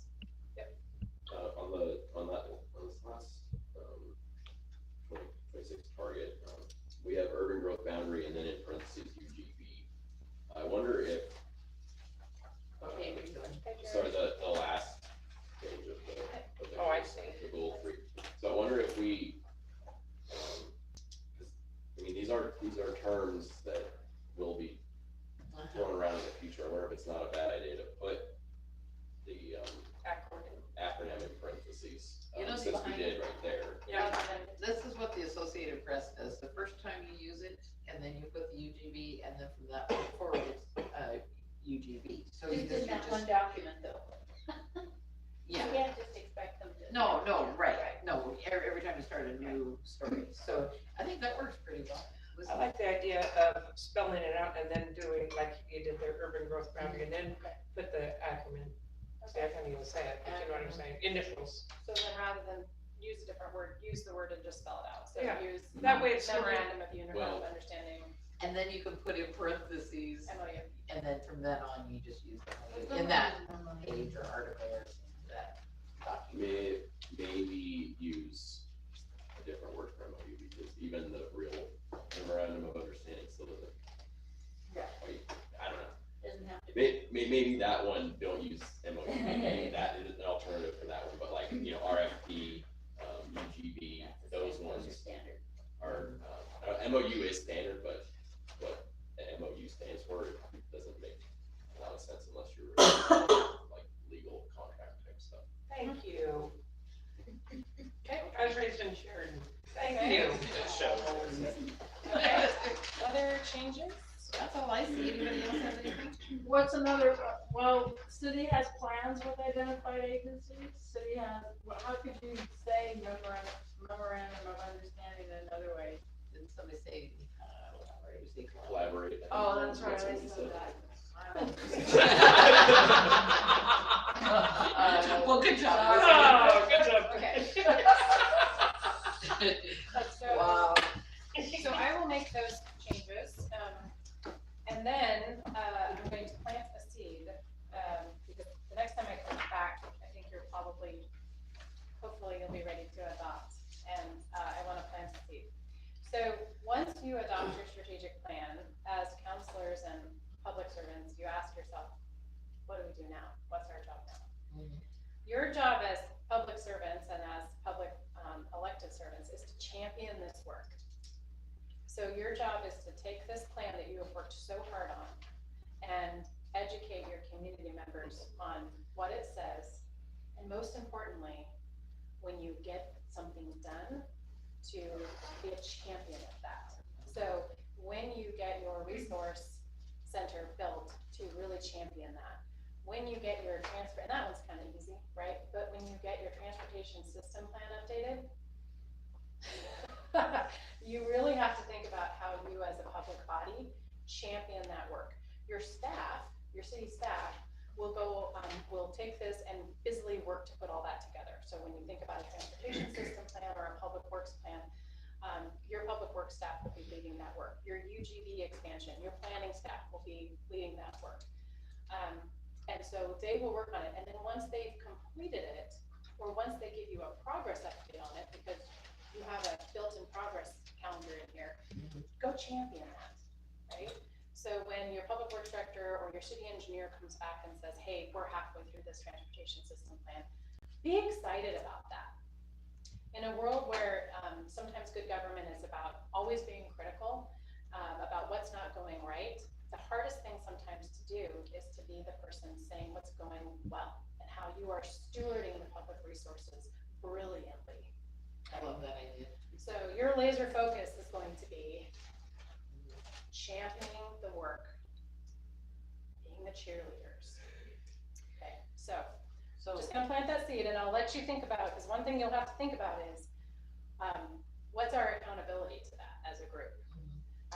The accountability isn't, the accountability could look like going around the room and saying what you've done to champion the work that month.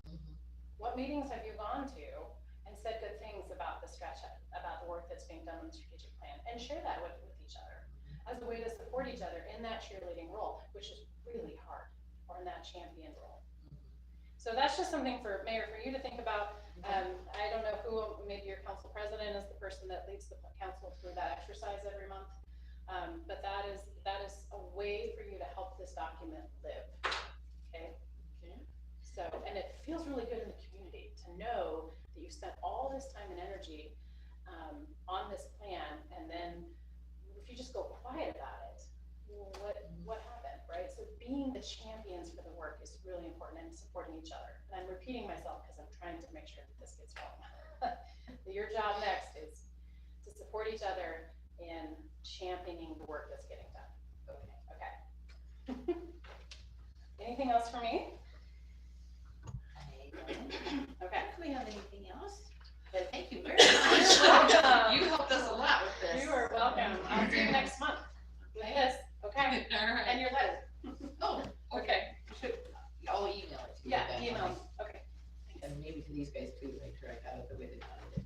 So. I'd like to see it. All right. Okay. Right, that's right. Thank you, Lois. Of course. Absolutely. I will copy it. Okay, then we'll forget.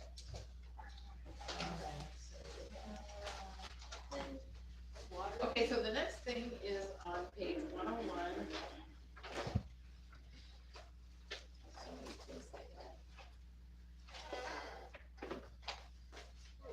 And this is about,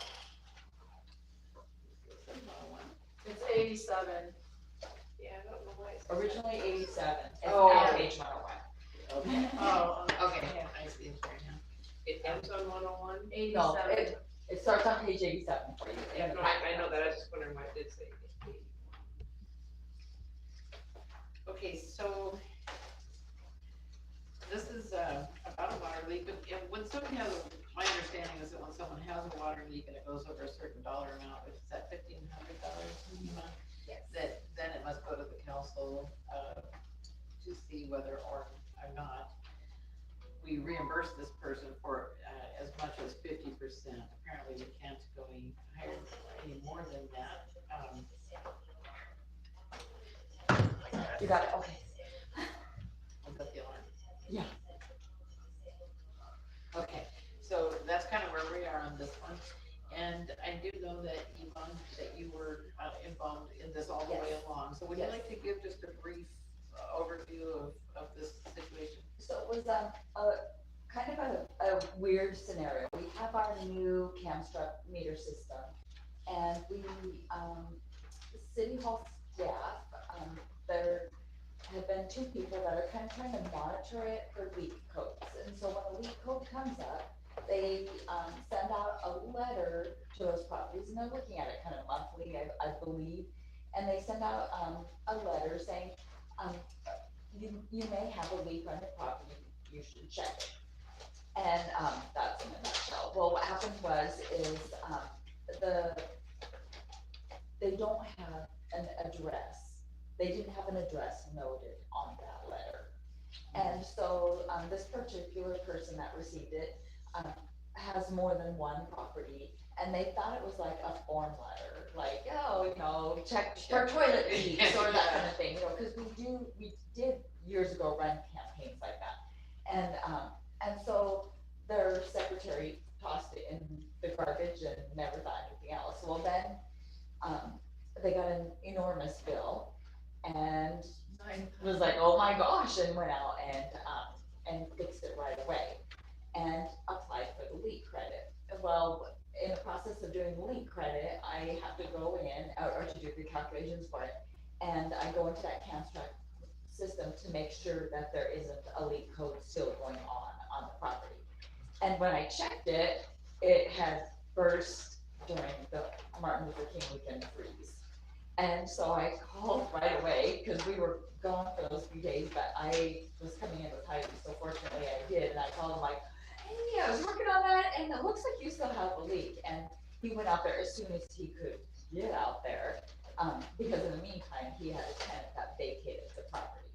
So it was a very difficult situation for him to get out there and refix again because of our weather situation and the complications of sort of like all the planets lining right for him not to know that that was really his leak. And so Heidi and I have talked to staff and said that it's a great thing that you're doing, alerting people that we need to include addresses so they don't think it's just fix toilets and, you've got a leaky faucet, you should fix it. It's no, like, we really think you have a leak and this is where the system is noting it.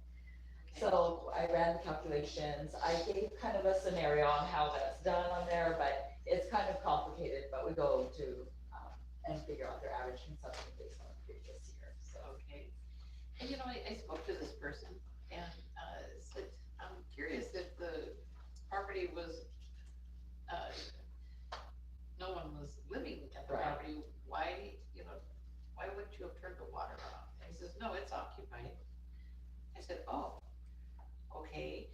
And he says, and the tenant, didn't tell him anything. He said he didn't note that there was like a loss of, say, water pressure or anything like that going on. And, so then, he went out and looked at it, again, and he said he didn't see any signs, and this seems like a tremendous amount of water, doesn't it? Yeah. It's a huge amount of water. And like, why you wouldn't see pooling or something like that, he said he didn't see. I don't know where I never heard where the actual leak was located, like, it was underground. Otherwise, your house would be floating down if it was like under the foundation or something, so. Yeah. I have no idea where the leak actually was, whether it must have been. So I think the person thought he had everything all fixed, he went out and looked, everything looked fine, he thought he had it, but he did not. Yeah, you could see it on the system that he did, and then Martin Luther King weekend came where the big freeze was, and it was like, oh no, and I had to call and tell him that. I was like, oh, I don't want to call and tell him. I dreaded doing that, but I was glad that we had come in that Heidi and I came in for those days, so otherwise that would have been terrible. It would have just been that much longer. Okay. So Liz? I move to approve a leak credit in the amount of $4,615.47 on account 3263.9. That's it. That's it. Thank you. Any further discussion? Okay, all in favor? It is unanimous. Yeah, let it go. Be hairy, wouldn't it? Okay. It's not the first one we've had, is it? Okay, next, this one might be easier. So the next is the Sheridan Museum of History Annual Membership. And let's see here. Underneath of that is in the amount of $500. Yeah.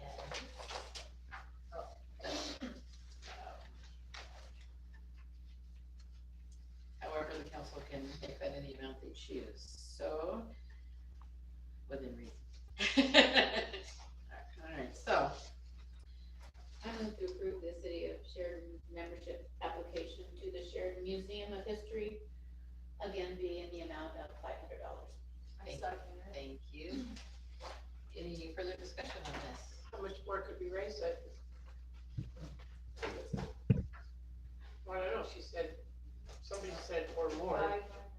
Yeah, I think that is what's budgeted for those, we probably should stay with that. Well, you said it, I'm just. I apologize.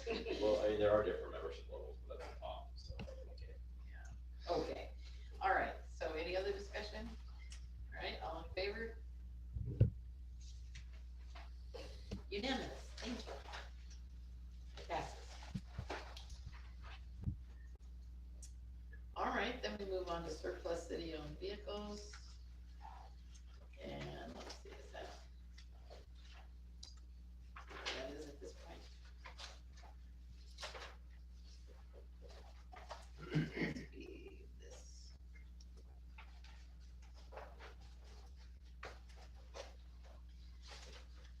Yes, Kale. I was just gonna, say, Yvonne, you may want to, share this with Heidi. I think there is, I'm not sure what the year is, but there is an F-550 that I think already has a dump truck installed on it for sale on the way to McMinnville on that. I don't know what it is. By the church, by Yeah. the red schoolhouse. Yeah, and I think it's for sale for 28,000. I don't know if that might be something to look at. Oh, We already bought this one, so. Like, you know, too. But Is that how much that one is? I was looking at that for myself, the dump truck. yeah, I think it's for sale for about 28,000. But I mean, if you haven't already 2,800. purchased the dump truck bed, you could use that truck for something else. But I don't know. I knew it was for sale out there, so I thought I'd bring it up.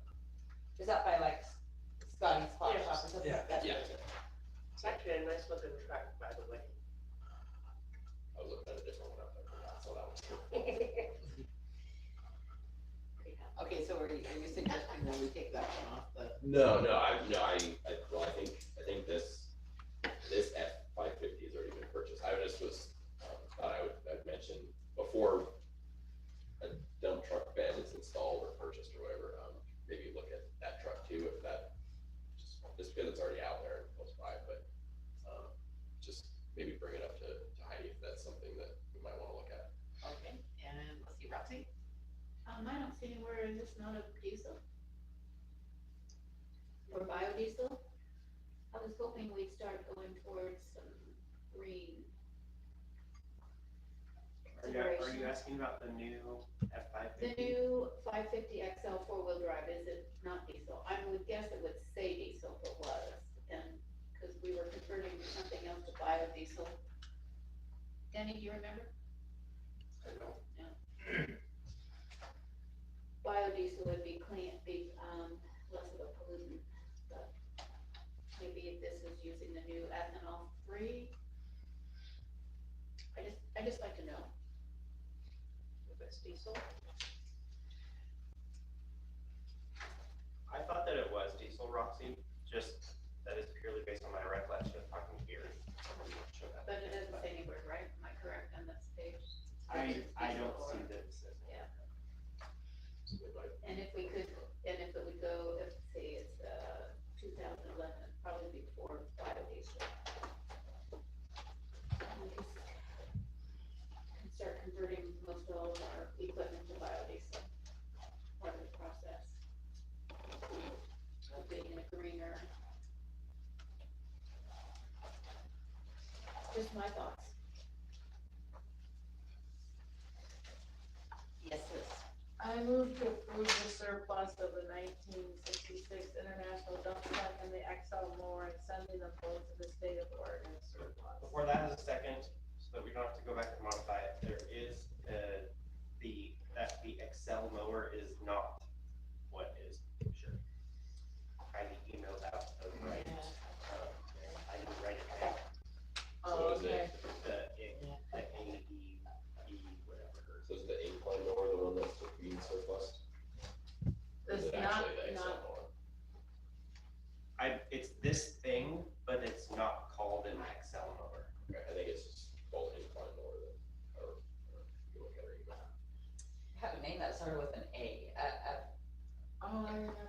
it was weird, it was on the email. I remember, yeah. So. Okay, it says the incorrect item was listed in the surplus. It is not an Excel mower. Instead, it is called the AEBI TT75. The AEBI, I guess, is not listed on our mobile insurance schedule, is what she says. So Liz, that's what you meant to say in your motion, right? Not the Excel mower. So now say it with the A, via, what was the number after it? TT75.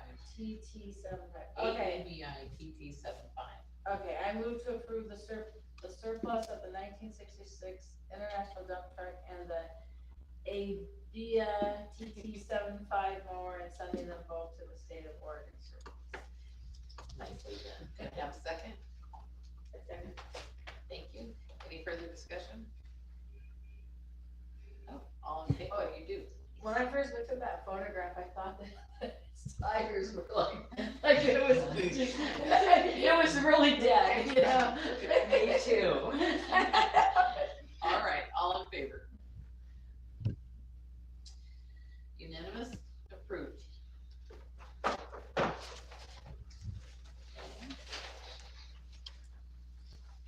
That takes care of all that.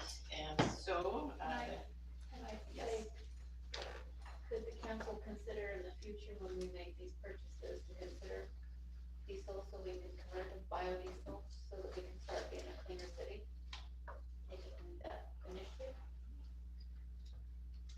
I think that should be brought up when we go to purchase another vehicle. Yeah, so we'll need help remembering so that. I'm just saying. Okay. I think it's something we should take a stand on. Yeah. Consider. Okay. All right, so, with Heidi not feeling well, I guess we will rely on what you've already read in the packet there. And, also, we'll need to approve the Parks and Rec meeting minutes. You actually have to approve them there. They're just in there for review. Oh, for review, thank you. And, all right, The budget calendar. just the calendar. Oh, yeah, that's gonna change, so, yeah. Thank you. All right. So I don't see anyone here to speak at the second public comment period. So you assume Joe doesn't want 3 more minutes? I don't mind saying something. All right, so then let's move on to, He did say that he. He said he'd like to say something. oh, you did, I'm sorry, let's hear it. Yeah, so, It's bad when Danny is the one who hears what somebody says. Yeah. so to go with, what, Roxy's saying, my father has been a truck driver for 30 years and I have a lot of information from him before he passed. Diesel is the best option because it provides more torque and it's also the most fuel efficient when it comes to annual savings. That's why a lot of trucks, companies are using diesel rather than using gas engines with their inline-6 engines.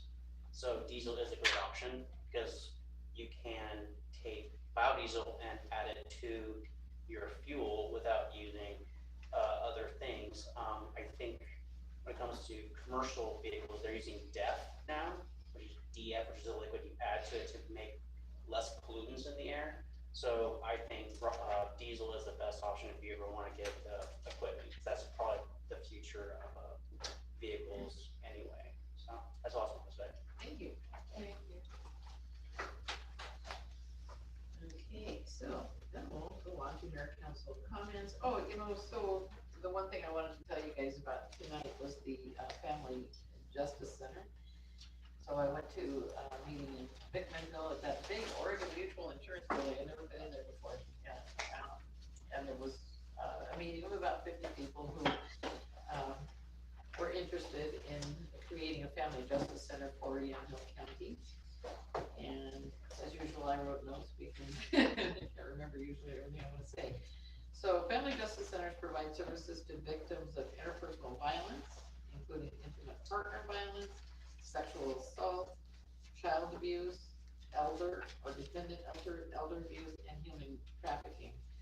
Both public and private partner agencies assign staff on a full-time or part-time basis to provide services in one location. reducing the number of times victims have to tell their story and the number of places victims have to go to get help. And also help increase access to services and support for victims and their children. So, in a nutshell, it's kind of like the resource center we were talking about earlier. So it's a place where people who are already traumatized can go to one location and get everything they need, and they're very nice. You know, the people who were there to facilitate this meeting have been involved in several of these across the country, and you know, you're talking big, open, brightly colored spaces, artwork, you know, playrooms for the kids that are colorful, and so anyway, they are thinking of building one of these in McMinnville for Yamhill County. So it says there were approximately 50 people, and let's see. Attendees include a state and local government representatives. I saw Lucetta Elmer was there. Law enforcement, judges, social service agencies, medical providers, faith community leaders, business community leaders, school representatives, and others. So the Family Justice Center Alliance is a program of Alliance for Hope, and they led this discussion to benefit the victims and families in Yamhill County. It'll be located in McMinnville and is intended to serve all of Yamhill County. This project is important to Sheridan because, as many of us have been told, we have a higher than average incidence of domestic violence without an abundance of help for those suffering at the hands of their abusers. Some survivors of domestic violence face many barriers when seeking help. These include the fear of the abuser, concern for the safety of their children, financial dependency, lack of knowledge about available services or stigma, isolation, and legal challenges. So this center would work to assist these folks with all of these challenges. So I'm not really asking you to do anything at this point. I just wanted you to know this is happening and what it's for. So. Would this be the first point of contact for someone that is experiencing AIDS? Or Yes. would they go to another agency first? No, that's almost kind of their point, is that when, you know, when people get to know this is going to be a few years down the road to build something like this, I'm sure. But that's the very idea. You go directly there, and everything you need should be provided. The victim needs everything they need should be provided at this location. The people are there instead of having. I guess they're talking about in the past where you have to. Well, you need to go over here, and you need to go see. And so that's the point. And so. They need their questions answered. Do I go to law enforcement first? Do I get an attorney first? What am I supposed to do? What's the right thing to do in my particular case? And meanwhile, you've got little kids and stuff, and you're probably a horrible, you know. Anyway, so I think it's a great idea. Liz?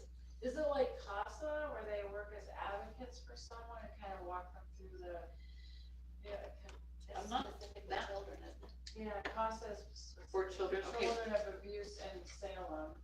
Awesome. I'm not really familiar with that program so much. I've heard of it, but this is all ages and all types of, you know, like elder abuse, child abuse, you know, men and women who've been abused. And so they go there, and there's just, it's, if they follow the same model that they were showing at this meeting, you know, it's, they just kind of route you to whatever it is. They assess what the problem is and route you to whatever you need. With cards? They are not there yet. So this was a big discussion where they brought everybody in, and they had people from all over the country who have been involved in this, and they're going to help the people of McMinnville work their way through getting this thing set up. Kim? So when you attended, you were just kind of just like an information, was it just kind of like an information session? Or? Yeah, and they're actually looking for, you know, as we move forward, they're gonna need some support and people to become active in as ever with a big project like that, so. I was gonna ask them if they're looking for people, I don't know if we wanna have one of our council members that have volunteered to help, I don't know if they're at that stage yet, but. Okay, and, unless someone else wants to, I was just gonna volunteer myself. But. Sounds good. I'm not volunteering, but I do want to know more about it. I know of an instance and a consideration, and involved in this in any way, or just know of it or be a part of it? I don't even know, this is, I First you heard it, just okay. learned it, yeah. Okay. So what I'll do, they have another meeting planned. I didn't bring a paper that has the date and time on it, but I'll get back to you and let you know when that is. Thank you, that's really nice. Okay. And will you let me know, Okay. phone number, call, or, notification, whatever? Sure. I'm sure they'd love to have the help. That's very nice. Thank you. Okay. And that was one thing. And then the last, well, I did have, I've been getting calls about strange things, but did the council talk about a car charging station in the past? Here in Sheridan? I remember. I do. Yeah. Do you remember what the outcome was of the discussion? I don't remember the conversation. It was first brought up when we were talking about a new city hall, and we could include that as part of the parking lot would be a charging Oh. station. Okay. Because it'd be on city property and, that way employees could use it or anybody else. It would be an opportunity for another reason for people to come to town. Yeah, so we have a longtime citizen who is interested in, finding out if that's something we can work on. Danny? Yeah, I think it's a great idea if we can get that incorporated into our city hall. Just, I don't know if they completed it up at the new, store, gas station on 18. They were working on it. They were putting, I think, at least 4 in there. And there is a couple at the casino, but it would be a draw for people that love electric cars to come to this town. So I think it's a great idea. And we can keep them shopping for, what does it take, about 3 hours to? I saw a man, wife, and 3 little kids out at the casino, and they were gonna be there a long time. They were not happy. Okay, so you think there's 2 at the casinos and possibly at the gas stations, I could let her know that. Okay, So real quick, if we do put in a parking lot, area kind of by the river, would that be something we might wanna add? I don't know if it's gonna be paved or just gonna be gravel, I don't know if it's. the one in Morgan Street Park? Yeah. I think the idea is blacktop, isn't it? I think the way that's gonna go is there's like a 0 dirt thing. And so if you take a scoop of dirt here, you have to put it somewhere within the same parking. So they're talking about at the top, like maybe building something like a retaining wall, have to flatten that out up there, make it go out a little bit further, and blacktopping that, and, doesn't that sound good?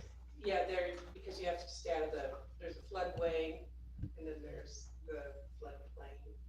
And when we put the ramp down to the river, that's in the floodway. And that dirt has to be replaced somewhere else, but they're actually gonna put some of that to build a retaining wall to support the pavilion, because 106 is slowly compromising that building by all the water that's swirling.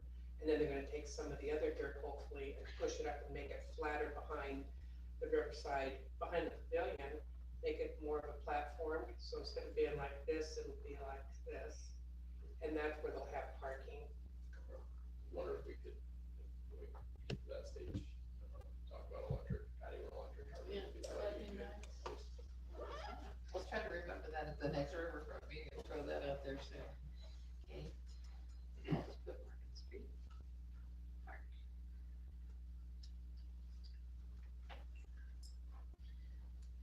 Okay, any other council concerns, Dane? I have a few. Okay, all righty. So, is the house that we want to learn to burn, has it been surplus now? Or is it still hanging?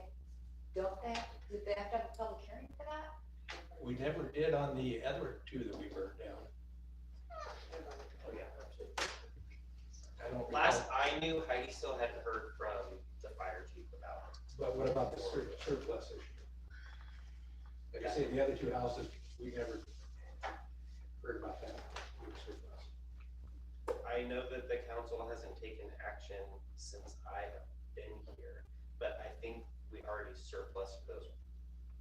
When we When- did the real estate thing, right? Okay. So I actually think that they already are surplus. Oh, good, okay. And actually, that was when I was here, so I take back the part. Woo! And then. You'll look into that. So I just, this Stony Mountain thing just cracks me up. long before I got on council, I brought this up to our previous city manager, our previous city attorney, and I basically got laughed at. We don't need it. We don't need to develop that. We got so much water. Then, about a year and a half ago, whenever federal government met, it passed in the Farm Bill a huge amount of money for water for rural areas. And Newport got $60 million.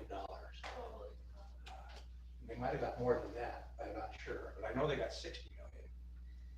But I was told that we have too much water. We won't get a grant for that because we have too much water. And then Kai told me about that same time that we have enough water, I could supply Willamina with water. I'm going, wait a minute.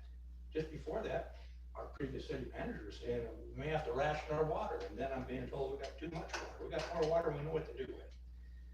So I'm grateful it's coming to light now, that this isn't something that just, oh my goodness, it just sprung up. It's been going on, at least I knew about it, probably 4 or 5 years ago, and probably 10 years ago when I first brought it up at a council meeting. So I'm glad it's moving on, but I just don't think it was looked into properly. But now we're headed that direction. I'm really happy about that. It would be nice to have a kind of a layout of what has to happen so we know.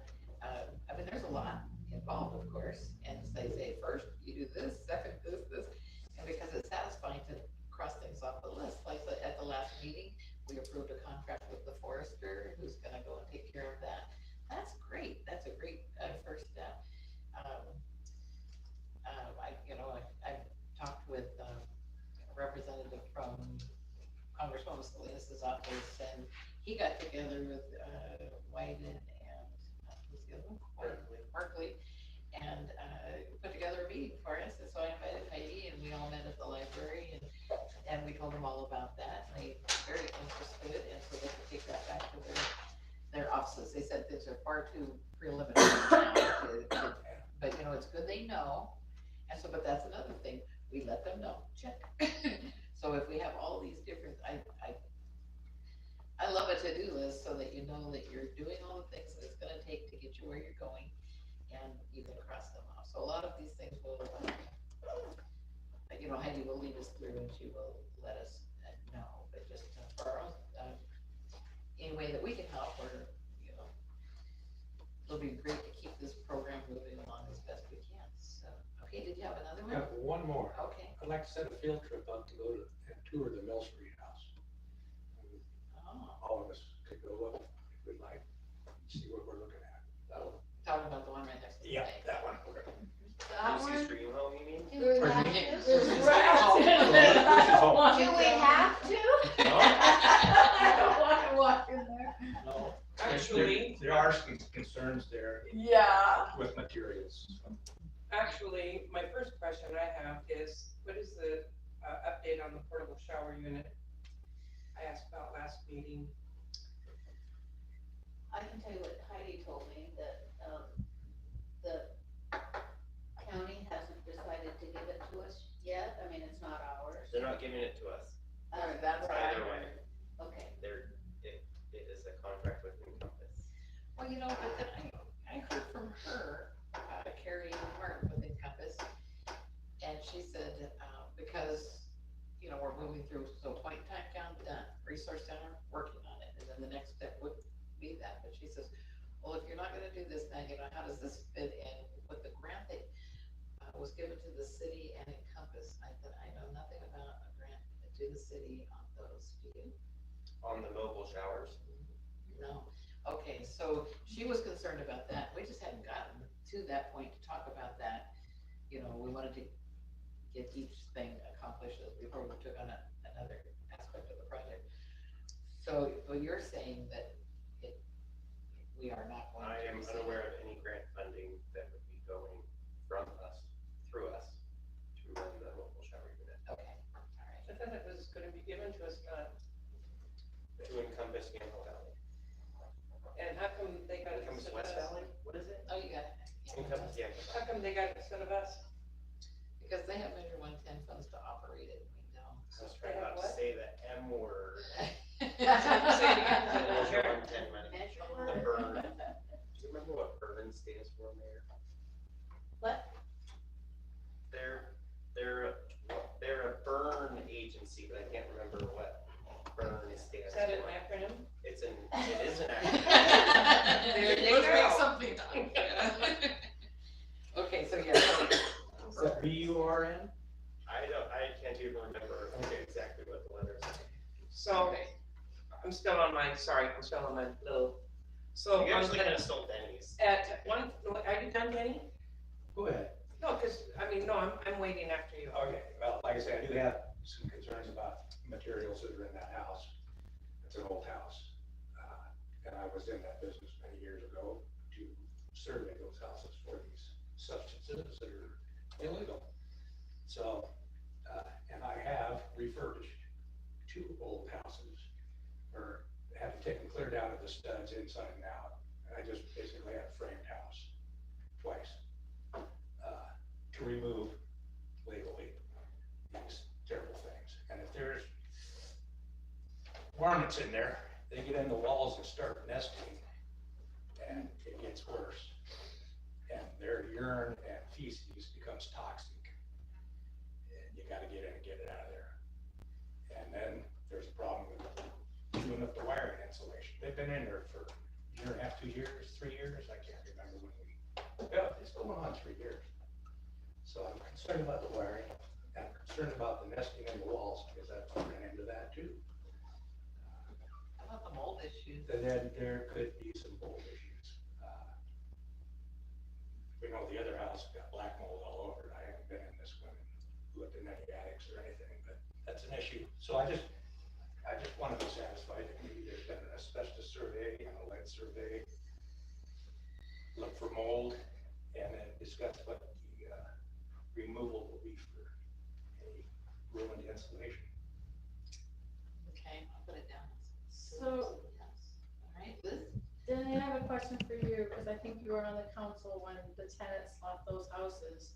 Why weren't those houses cleaned as soon as the tenants left? I can't. Why were they left to rot like I that? can't answer you that. Well, I That's know a the one was, horrible thing. we knew the one was gonna have to be destroyed. Right, We knew that. yeah. And I don't know what happened with the second one, why it got left like that, but we knew that it was uninhabitable at that time for anybody to move back in it. When I looked through the windows the other day, I thought, you gotta be kidding me. That's I horrible. mean, it's not as bad as the other house, but it's bad. So, and it's real attractive.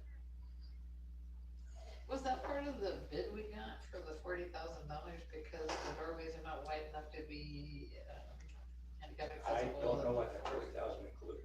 No idea. Well, let me step in then, Okay. because I still think that is a great little house to be used. The mere fact that the city did not clean it out at the time that the tenant moved out is the city's fault, Yes. because it has collected rats or some kind of a big rodent in there, because I've been in there. And I've had 4 contractors take a bid and then grinded everything out. And the one contractor that is willing to come back said exactly like that. He said, when you leave rodents in a house like that, you don't take care of it, you're gonna have to take the plaster and you're gonna have to look at the wiring. So they're actually putting a bid together right now for the city to take a look at that will address all those problems. But in the meantime, if you have not been in the house, there's a, when you come to the front door, there's a wall. And you know, these little houses, there's a door for everything. So if you take the wall out, because that would be the best way to have a kitchen area and then have the living room, which is where you meet your clients. And then there's a bedroom downstairs and there's a bathroom downstairs. And they can open up their, doing a bid to expose the walls, expose the wiring, because whoever did any repairs on those rental houses for the city was a Jimmy Jack Joe. I hope that's okay to say. I don't really know what that means, but it's just a guy. It was a guy. And these people would not even be affiliated with that house left in that repair for the fear that would be a bad calling on them. But it doesn't matter because it needs to be replaced anyway. So they're looking at taking the wall out so that it's a kitchen, it would be a kitchen area, and a nice big living room. They'll make it into a handicap bathroom and take the bathtub out, thank you, I was gonna say you. I don't like my acronyms, anyway. And then the other bedroom would be a private confrontation room. Conference. Another conference. Well, Confrontation. I didn't say concentration though, but, and then when you step into the garage, because there was a garage, I brought that up one time, and they said, that's not, well, yes, it was, they took the garage door off, just like I thought they did. They actually are doing a bid to put 2 shower units in there, with 2 toilets, and a place to put your clothes, and then you walk down to the other section, and they are doing a bid to install 3 stackable washer and dryers with a folding table or 2 folding tables. They said the roof was fine, even though it was kind of put together in pieces. And some of the windows you wouldn't even have to replace, some of them you could. And of course, whether the city takes the garbage out of there or if they did, they're doing that whole bid. And if they were to do that, when I bring that, and I like to warn you guys ahead of time, I don't want to just slap you a paper at the time of a council, so you have time to digest this. You don't even need to comment. This is all free, blowing insulation out to you. Is what you could do is use the empty parking lot with the house they burnt down, turn it into a parking lot.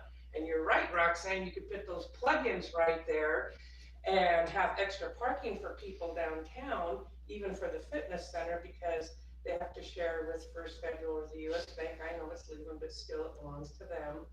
And then they could have extra parking downtown. And after, because as many of the people of this community have stated many, many times, they even came in here and said it to us, they'd like to see us use that house across the street for a resource center. When, and I do believe that that time will end, we won't always need that resource center because things will change. It would make a wonderful chamber like some of the other communities have, or a house for tourism, for people who are coming in, good place to plug your car in, go downtown and check it out. We're on an art, whatever you want to call us, the art committee. Public art. Thank you very much. And then what we could do is use that downstairs to display people's local art. So it has a transition from being a help for the needy to a progression to the further advertisement and tourism that Sheridan will be having when we all know the downtown will grow and change. And then we can utilize that. I don't know about the little house on the end. I mean, it is toast because all of them were neglected. But the gentleman that looked at that little house said that that house is absolutely worth saving. But when you go in and look at it, you're you're right, it's a paper bag house. It doesn't look good. It's not meant for the weak-hearted. But they have all said that the structure and the bones of that house is very, very good, the way it's built structurally and the rafters. Okay. So, Kale? Yeah, I think it would be a good idea to go on the tour. Lucy, you should probably go with us. oh, I'll go in there with you. Yeah, you go first, so you scatter the rats. This is Sorry. I don't wanna put the cart before the horse here. I think the first thing any reputable contractor would do the asbestos control survey. And, if there's a problem, I know how expensive that is to get removed. It's very expensive. It's gonna go over like $40,000. You don't have to, the outside of the Just a house. second. Roxy? Go ahead. Okay. I've done my homework on that house. I would just like to interrupt everybody, we're not trying to take any action. No, One I'm way just, or the other, this has been a lot of talking that's just talking. That really isn't going anywhere. So just, if you have something productive to say, I think it's fine, but I don't think we just need to talk. BURN stands for Buffer Underrun Protection. Okay. Anybody else? Liz? I have 2 council concerns. Okay. And one is, both of them are residents' concerns, so I'm representing residents of Sheridan that were on Facebook and on 2 different threads, both on Neighborhood Watch, but they're legitimate concerns, and that's why I'm bringing them up. One is, from February 9th, there was a company canvassing Sheridan, going door to door doing a hard sales pitch, primarily targeting senior citizens and women, for roofing and siding. I know because they came to my door and I got sucked into it.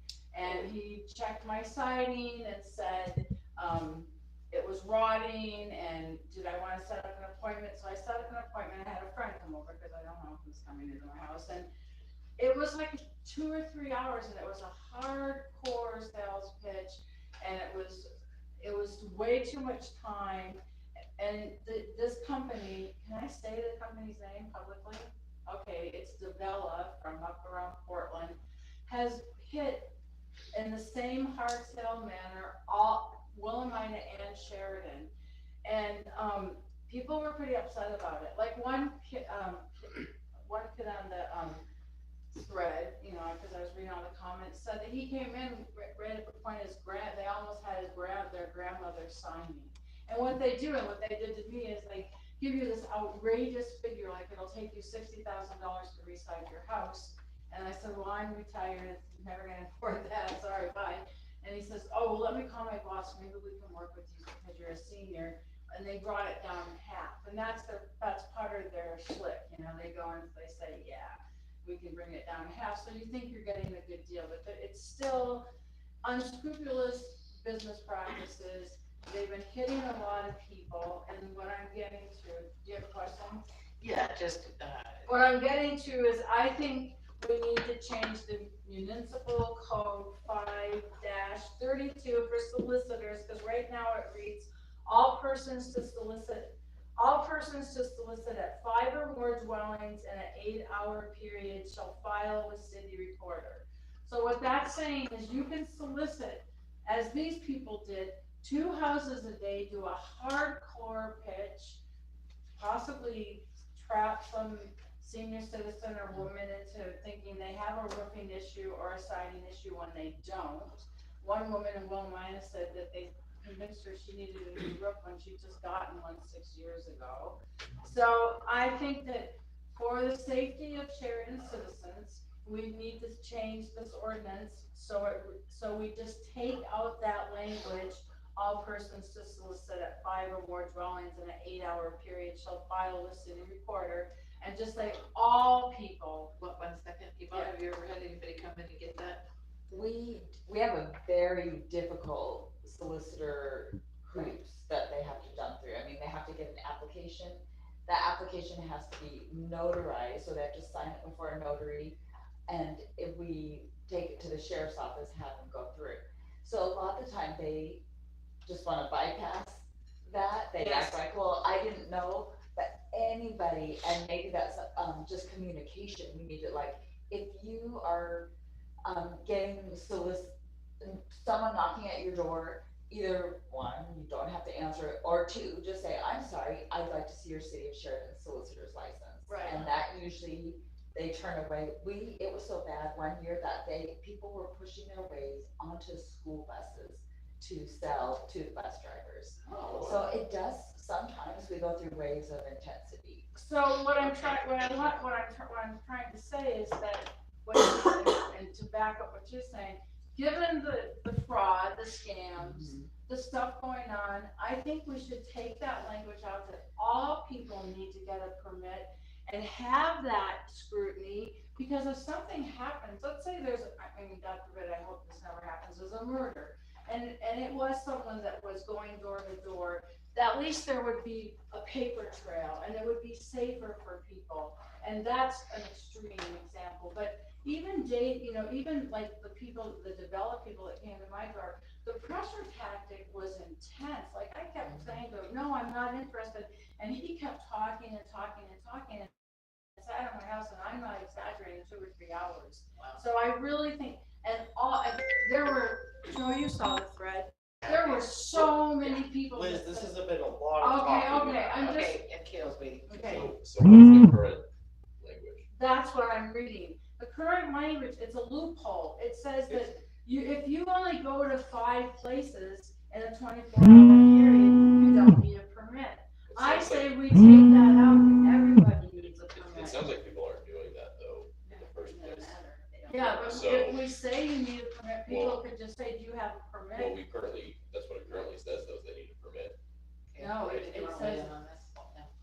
It doesn't say you need a permit, it says if you go to 5 or more places, you need a permit. Yeah, but that's only for 5 houses, it still seems, they canvass my whole street, so they're going to more than 5 right now. No, They but go to me this too. company's only going to a couple of days, because they sit in your house for 2 hours and waste your time.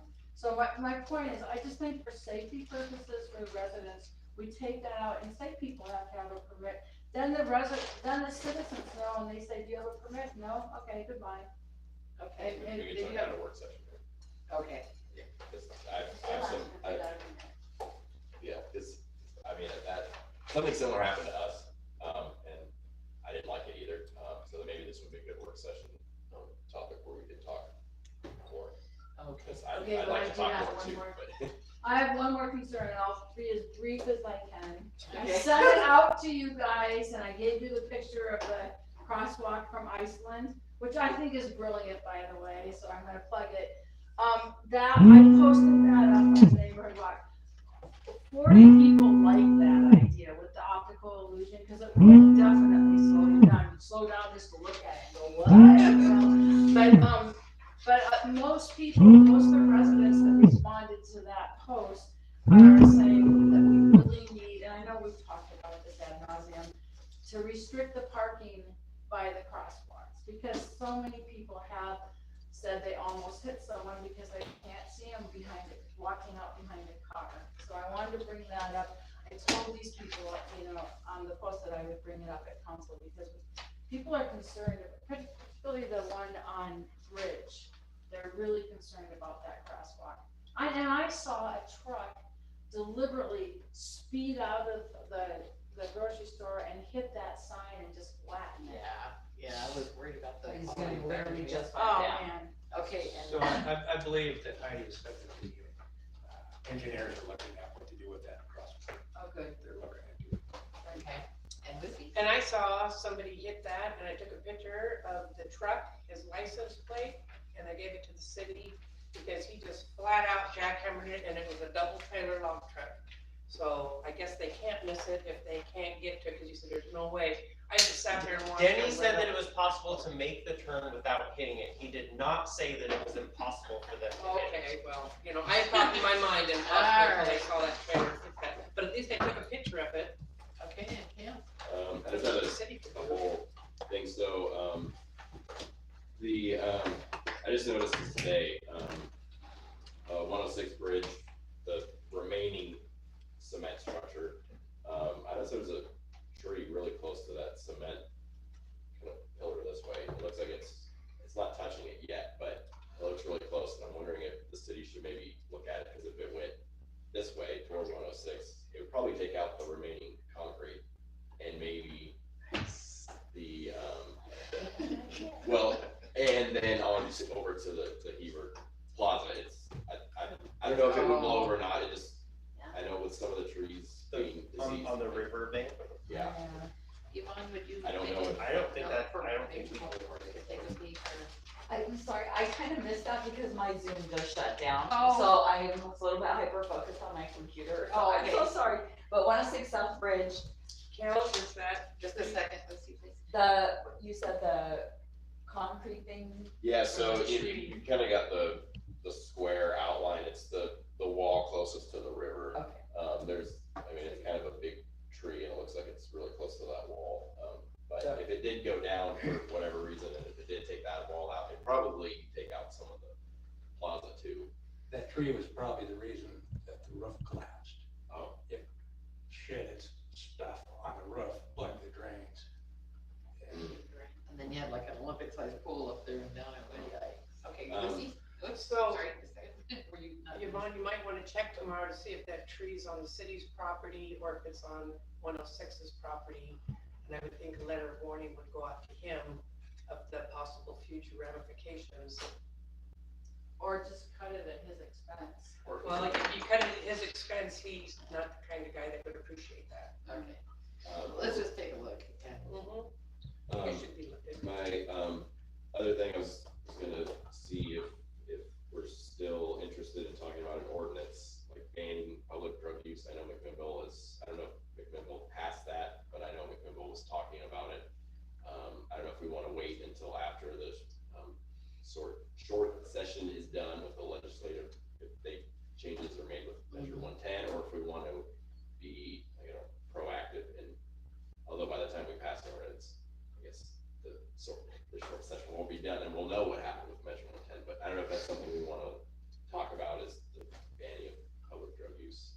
And then I was going to mention, we were talking about Stony Mountain. I know Ways and Means Committee at the state legislature, that's kind of where people kind of go and pitch their projects. I'm wondering if that's what we should do. Not the short session. No, I don't think we would have enough time, but the next session we could pitch Stony Mountain. I mean, it sounds like there's certain guidelines that projects have to fall under, but it sounds like 50 people went and gave testimony about like a baseball field for Hillsborough. So if we all went and all gave testimony, it might kind of have an impact for the state legislature to know that we're serious about Stony Mountain and if we can get funding. But that might be not until next year. So. All right, did you have something, Roxy? No, Liz? One quick thing, I promise. I sent you guys the picture of the graffiti on the wall that was painted. Yes. Do you know about it for Public Works, or was that passed on to Public Works? I do not know about that. Okay, I sent everybody, I think Heidi was included on that, I know she was. She Okay. probably was. Alright, cause it's really bad, the graffiti. Is that public property or is that private property? It's the restaurant, what is it? The, Riverside Cafe underneath there. no, across, the restaurant that's being built is supposed to be really nice, but no one's ever there. Oh, the lovely